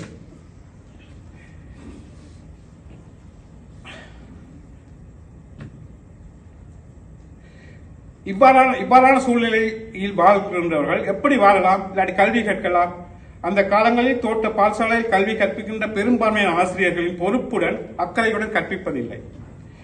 ஆகவே குடும்ப வறுமை காரணமாகவும் பெரும்பான்மையான சிறுவர்கள் 5ஆம் வகுப்பு, 8ஆம் வகுப்பு, 10ஆம் வகுப்புடன் தமது கல்வியை நிறுத்திவிட்டார்கள். அதை என்னோட படித்த எத்தனையோ நண்பர்களுக்கு எனக்கு தெரியும், அப்படித்தான். அதுக்கப்புறம் வேற காண கிடைக்காது. எங்களுக்கும் அக்கறை இல்லை, எங்களுக்கு அது நாங்கள் சிறுவர்கள், அப்போ தெரியாது. ஆனால் இப்போ வந்து நெச்ச பார்க்க நேரம் தெரியும் எத்தனை பேர் அப்படி இடையில விட்டுட்டு போயிருக்கணும்னு சொல்லி.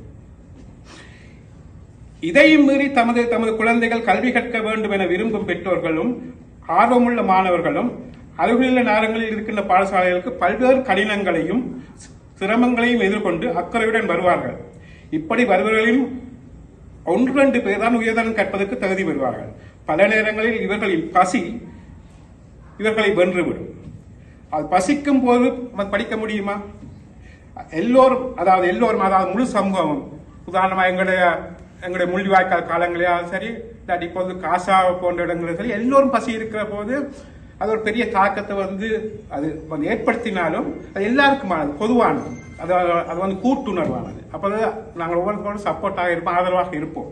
ஆனால் பக்கத்து வீட்டில் வந்து நல்ல வாசனையோட சமைக்கும் பொழுது நான் பசியோட இருப்பது, அந்த உணர்வு இருக்கல்லோ, அது வந்து மிகவும் வேதியான வேலை. அப்படியான மலையகத்தில் வந்து அந்த நிலைமைகள் வந்து மிகவும் வந்து கூட.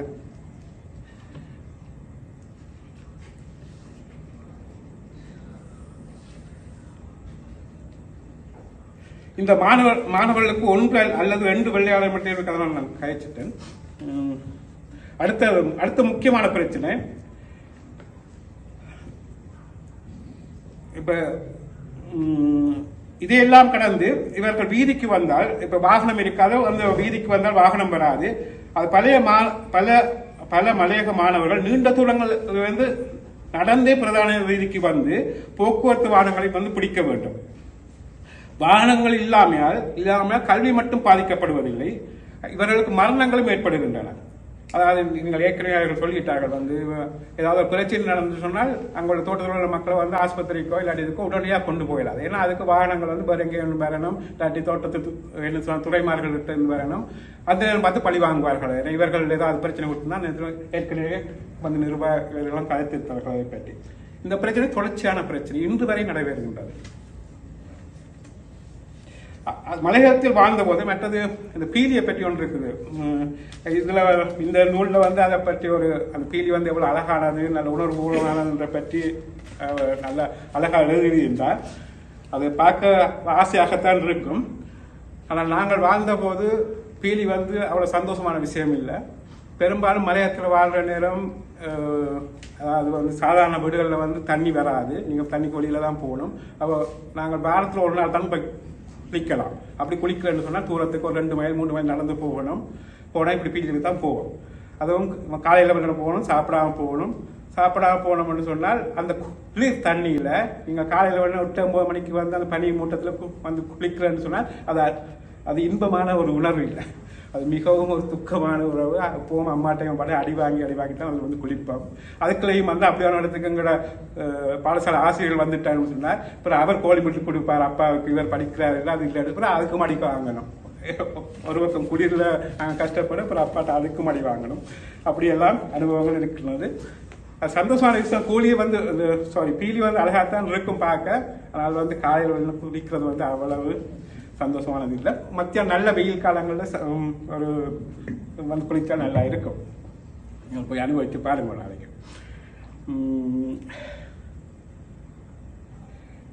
இப்படியான நேரத்தில் பாருங்க, யோசிச்சு பாருங்க, இவ்வளவு குளிரில் அந்த காலையில் வெள்ளன பணிகிற நேரம் இந்த பெரும்பாலும் பெண்கள் தான் வெள்ளன போகணும். எல்லாரும் அந்த உடுப்பலை கட்டிக்கொண்டு பெரிய நல்ல உடுப்பலம் இல்லை வந்து ரப்பர் உடுப்பல் தான் கட்டிக்கொண்டு போவார்கள் வந்து அந்த அட்டைகள் வராமல் இருக்கிறதுக்கு. அந்த குளிரில் போயிட்டு அந்த காலையில் இல்லைன்னா போகணும் வேலைக்காரர்கள் காலையில் 7 மணிக்கு போகணும், நிற்கணும் அங்கே 7 மணிக்கு. அதுக்கு முதல் வந்து பிள்ளைகளுக்கு சாப்பாடு செய்து இதெல்லாம் செய்து 5 மணிக்கு எழும்பி போட்டு எப்பவும் பழமையை போல இப்போவும் எங்களை மனுஷன்மார்கள் வந்து பின்னித்தால் எழும்புவார்கள். எங்களுக்கு எல்லாருக்கும் தெரியும் மனுஷன்மார் தான் முதல்ல எல்லாருமே எழும்பி எல்லாம் செய்து போட்டு அதையும் எழுப்பி பிள்ளைகளை எழுப்பி வலிக்கிட்டு போக, அது ஒரு பக்கம் வறுமை, ஒரு பக்கம் வந்து என்ன துறைமாறாளோட பிரச்சனை, அந்த நிர்வாக பிரச்சனை, அதுக்குள்ள அப்புறம் இந்த வீட்டு பிரச்சனை, இதையெல்லாம் சமாளித்துத்தான் அவர்கள் வாழ்கின்றார்கள். 2010ஆம் ஆண்டு மலையம் சென்ற போது அதன் வளர்ச்சி கண்டு மகிழ்ச்சி விட்டேன். நான் அங்கு கல்வி கற்ற காலங்களில் பெரும்பான்மையான ஆசிரியர்கள் வந்து வடபகுதி குறிப்பாக வந்து யாழ்ப்பாணத்தைச் சேர்ந்தவர்களாக இருந்தார்கள். ஆனால் இன்று மலை ஆசிரியர்கள் வந்து நிறைந்து போய் இருப்பது மட்டுமல்ல, பலர் சமூக அக்கறையுடன் அந்த மலையகத்தை கல்வி ரீதியாக முன்னேற்றுவதற்கு தன்னலமற்று பங்களிக்கின்றார்கள். அதுவே எனது மகிழ்ச்சிக்கான காரணம். அத குறிப்பாக வந்து எட்டியாந்தோட்டை கந்தோளையா பற்றி வந்து சொன்னா, அதுல வந்து அதன் அதிபர் வந்து கருணாகரன் தலைமையில் மிக முக்கியமான வேலைகளை வந்து செய்கின்றார்கள். அதை 2012ஆம் ஆண்டு கூட பல பேர் வந்து ஒரு 20 பேருக்கு மேற்பட்டவர்கள் பல்கலைக்கழகம் சென்றிருக்கிறார்கள். அதுக்கு வந்து பார்த்திபன் தலைமையில வந்து உதவி நண்பர்கள் ஏற்க நிர்வாகம் மாதிரி அவர்களின் ஒரு முன்முயற்சி இவ்வளவு சாத்தியப்படுத்தி இருக்குது.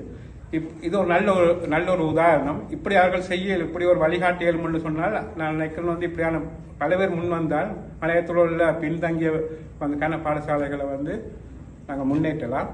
கந்தோளையா வந்து ஒரு மிகவும் பின்தங்கிய, நான் முதல் ஏற்கனவே சொன்ன மாதிரி அந்த மத்திய மாகாணத்துக்கும் மற்ற மாநிலத்துக்கும் இடைப்பட்ட சிங்கள கிராமங்களால் சூழப்பட்ட ஒரு தனி தமிழ் கிராமம். அதில் இந்த கந்தோளையா மட்டும்தான் இருக்கின்றது. அதே போல இப்பொழுது இந்த ஆஸ்திரேலியாவில் இருக்க ஈக்கல்வி நிறுவனங்களும் வந்து இவர்களுக்கு அப்படியான ஆதரவு செய்கின்றார்கள். இதே போல வந்து கருணாகரன் மாதிரி இப்போ பத்தனையில் இருக்க ஸ்ரீபாத கல்லூரி ஆசிரியர் இப்போ உபதிபதியாக இருக்கிற மத்தியு, மற்ற மோகந்தலால் இருக்கிற பொன் பிரபாகரன் போன்றவர்களும் மிக நல்ல சேவைகள் செய்கின்றார்கள். இவ்வாறான எனது அனுபவத்தின் பின்னணியை வைத்து இக்கதைகளை சமூக அரசியல் பார்வைக்கூடாக அனுபவத்தை பொருத்தமானது. ஆனால் இந்த அறிமுக நிலையில் இந்த நூல் தொடர்பான விமர்சனத்தை தவிர்க்கிறேன். நான் ஒரு இலக்கியவாதி இல்லை. எங்களுடைய இலக்கியவாதிகள் நாங்கள் நிறைய பேர் இருக்கிறார்கள். தொடர்ச்சியாக வாசிக்கின்ற நண்பர்கள் பெறல் இருக்கின்றார்கள். அவர்கள் இந்த நூலை வாசித்து இதன் இலக்கிய தரம் இதுகளை பற்றி அவர்கள் எழுதுவது நல்லதென்று நம்புகின்றேன். அது மிகவும் பயனுள்ளதாக இருக்கும்.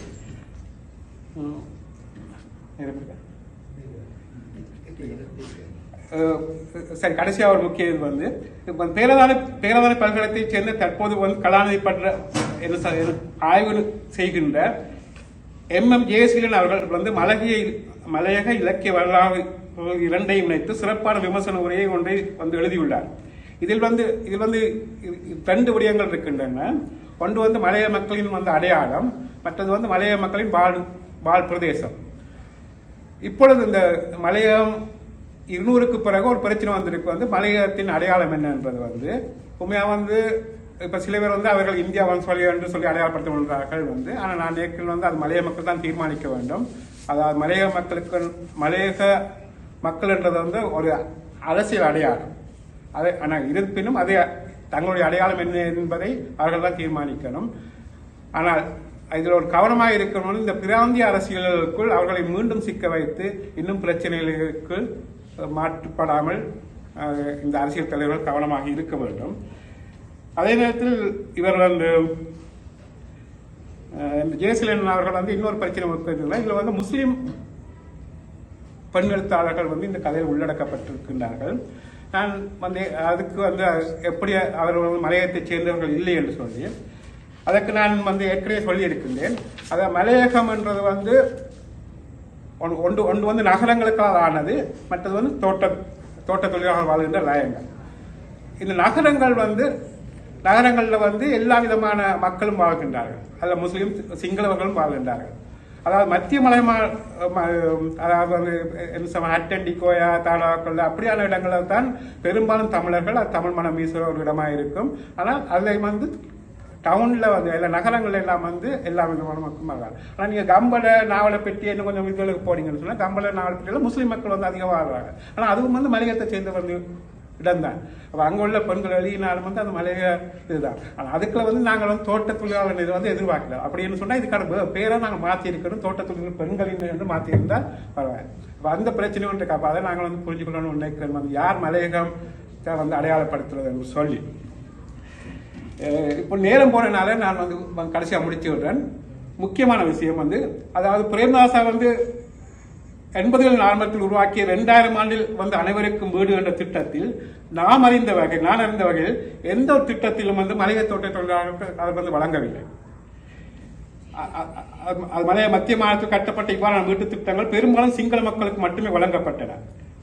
அடுத்த தேர்தலில் மலையகத்திலிருந்து தெரிவு செய்யப்படும் நாங்கள் இந்த உண்மையாக வந்து இப்பொழுது எல்லாருக்கும் மலையத்தில் வந்து வீடு வேணும்னு சொல்லினோம். ஆனால் இப்போ அதாவது இந்த 2000 ஆண்டுக்கு பிறகு வந்து தலைவர்கள் கூடி அதை கதைக்கிறார்கள். ஆனால் அது வந்து உறுதியாக எந்த இதுவும் இல்லை. இப்பொழுதும் நான் ஏற்கனவே சொன்னபடி 2020 வருடத்துக்கு முதல் கட்டப்பட்ட வீடுகள் தான் இருக்கின்றார்கள். இது தொடர்பாக நாங்களும் இங்கிருந்து சரியான ஒரு குரலை கொடுத்து ஒன்றுபட்டு அவர்களுக்கு ஒரு அழுத்தத்தை கொடுத்து அவர்களுக்கு காலியும் வீடும் வழங்குவதற்கான ஒரு இதை செய்தோம் என்று சொன்னால் அவர்களுக்கு மிக பெரிய மாற்றத்தை இந்த மலையகத்தில் நாங்கள் ஏற்படுத்தலாம் என்று நான் நம்புகின்றேன். அதில் எங்களுக்கு ஒரு பங்கு இருக்கிறது நம்புகின்றேன். நன்றி, வணக்கம். நன்றி மீரா பாரதி. மலையக மக்களுடைய வாழ்க்கை போராட்டத்தை அவர் அங்கு வாழ்ந்த தன்னுடைய அனுபவத்தின் ஊடாக உங்களுக்கு தொட்டு காட்டியிருக்கின்றார். அவர்களுடைய சவால் நிறைந்த வாழ்க்கையை கூறியிருக்கிறார்.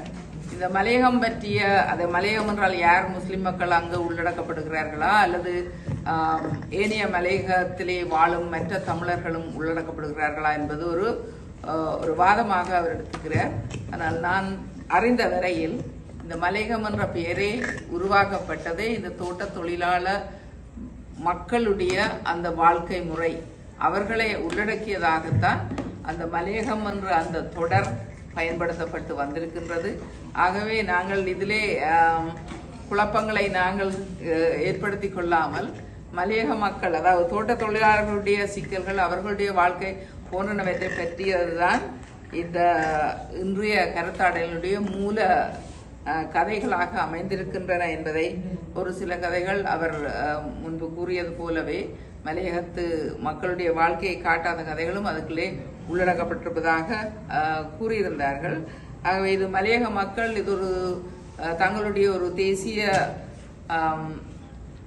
சொல்லாக அதாவது மலையகம் என்ற சொல்லிய தோட்ட தொழிலாளர் அல்லது இந்திய தொழிலாளர்கள் இந்திய தமிழர்கள் என்ற சொற்களுக்கு எதிராக அவர்கள் உருவாக்கிய ஒரு தொடராக இந்த மலையக மக்கள் என்ற அந்த தொடர் வந்திருக்கின்றது என்பது என்னுடைய உணர்வு ரீதியான ஒரு அபிப்பிராயம். ஆகவே அதிலே நாங்கள் எங்களுடைய புலனை இன்று செலுத்தாமல் இன்று நாங்கள் அந்த நூல் பற்றிய அந்த விடயத்தை பற்றியே நாங்கள் கலந்து ஆலோசித்திருக்கின்றோம். உங்களுக்கு தெரியும் மாக்கிம் கோக்கிலே ஒரு தாய் என்று ஒரு அது படமாகவும் வந்தது. அங்கும் அந்த தாய்மார் வந்து நீங்கள் என்னதான் சொன்னாலும் அந்த தாய் வந்து தன்னை சபிக்கின்ற, தன்னை ஒடுக்குகின்ற, தன்னை பல வழிகளிலும் பிள்ளைகளுக்காகவே தன்னுடைய வாழ்க்கையை அர்ப்பணிக்கின்ற அந்த மரபை நாங்கள் தொடர்ச்சியாக எல்லா சமூகத்திலையும் பார்த்துக்கின்றோம். கிராமங்களில் கூட ஒரு முட்டை கிடைத்தால் அது அம்மா வந்து அந்த முட்டையை வந்து கணவர் கொடுப்பார். ஏனென்றா கணவர் உழைப்புக்கு போறார். பிறகு வந்து அடுத்தது வந்து பிள்ளைகளுக்கு தான் கொடுப்பார், தான் சாப்பிட மாட்டார். சாப்பாடு இல்லையென்றால் கஞ்சியை கரைச்சி பழந்தண்ணியும் ஏதோ குடிச்சிட்டு படுப்பார்கள். ஆனால் பிள்ளைகளுக்கு தான் முதல் கொடுப்பார்கள். இது இங்கு மட்டும் இல்லையா, அந்த மாக்கின் கோர்கி இந்த அந்த தாய் என்பதிலும் கூட அவர் எல்லாம் பிள்ளைகளுக்கு கொடுத்துட்டு கடைசியா சட்டியை வலிச்சு சாப்பிடுற அந்த மரபு. ஆகவே இந்த மலைய மக்களுடைய போராட்டம் இது ஒரு வாழ்க்கை போராட்டம், இது தொடர்ச்சியான ஒரு போராட்டம், இது சவால் நிறைந்த வாழ்க்கை. அவர்களுடைய வாழ்க்கை இன்று அவர்களுடைய வாழ்க்கையிலே சில மாற்றங்கள் ஏற்பட்டு கொண்டு வந்தாலும் இந்த பெண்கள் பல சமூகங்களிலும் எங்களுடைய தமிழ் சமூகத்திலேயும் அதே பிரச்சனை தான். உணர்வு ரீதியாக நாங்கள் எங்களை அரசியல் மயப்படுத்துவதில்லை. பெண்களிலே அது ஒரு பெரிய ஒரு போராட்டமாக இருக்கிறது. அதற்கு ஒரு காரணம் அவர்களுடைய குடும்பத்திலே அவர்கள் பிள்ளைகளை கண்காணிக்கும், பிள்ளைகளை பார்க்கும் பிறவிகளாக தங்களை உருவாக்கிக் கொள்வதும் சமூகம் அதனை எதிர்பார்த்துக் கொள்வதும் அவர்களுடைய குடும்பத்திலே கணவர்களும் அதனை எதிர்பார்ப்பதாலும் இன்றும் கூட நாங்கள் பார்க்கிறோம் எத்தனை பெண்கள் வந்திருக்கிறார். பெண்கள் பற்றிய நூல் எத்தனை பெண்கள் வந்திருக்கிறார்.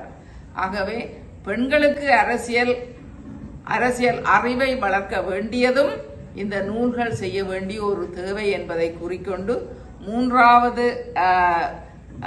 மூன்றாவது நிகழ்வுக்கு நாங்கள் அடியெடுத்து செல்ல இருக்கின்றோம்.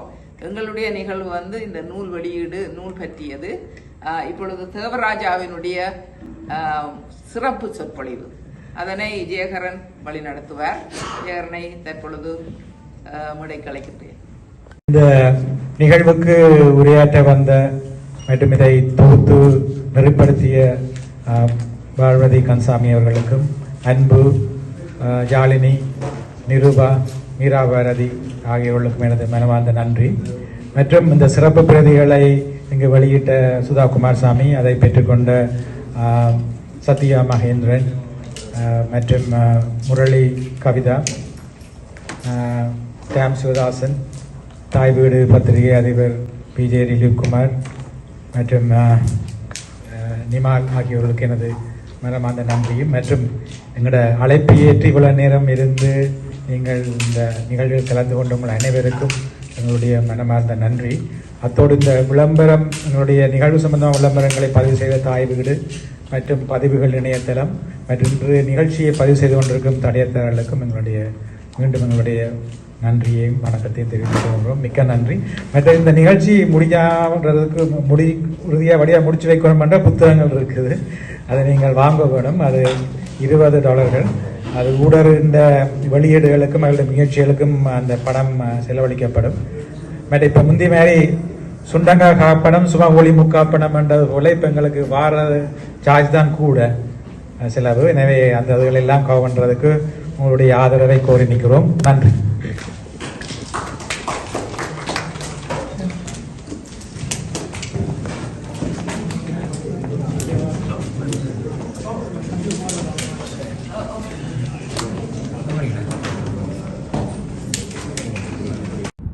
வணக்கம். இவ்வளவு நேரமும் இந்த நிகழ்வை கண்டுகளித்திருப்பீர்கள் என்று நம்புகின்றோம். இந்த நிகழ்வை நீங்கள் மட்டும் பார்வையிடாமல் மற்றவர்களுக்கும் பகிர்ந்து கொள்ளுமாறு அன்போடு கேட்டுக்கொள்கிறோம். இந்த நிகழ்வை பற்றிய அபிப்பிராயங்களையும் எங்களுடைய தடையத்தார் முகவரி ஊடாகவும் யூடியூப் வழியாகவும் தெரிவிக்கலாம் என்பதையும் இந்த நேரத்திலே கூறிக்கொண்டு, மீண்டும் ஒருமுறை இந்த நிகழ்வை ஒழுங்குபடுத்திய தேடகம் அமைப்பினருக்கும் ஊடறு பெண்கள் அமைப்பினருக்கும் இங்கே வருகை தந்திருந்த அனைவர்களுக்கும் பேச்சாளர்களுக்கும் எங்களுடைய பாராட்டுக்களை அன்பையும் தெரிவித்துக் கொண்டு, மீண்டும் ஒரு தடையத்தாரின் நம்மவர் நிகழ்வோடு உங்களை சந்திக்கும் வரை உங்களிடமிருந்து விடை பெறுபவர் கிருபா கந்தையா. நன்றி, வணக்கம்.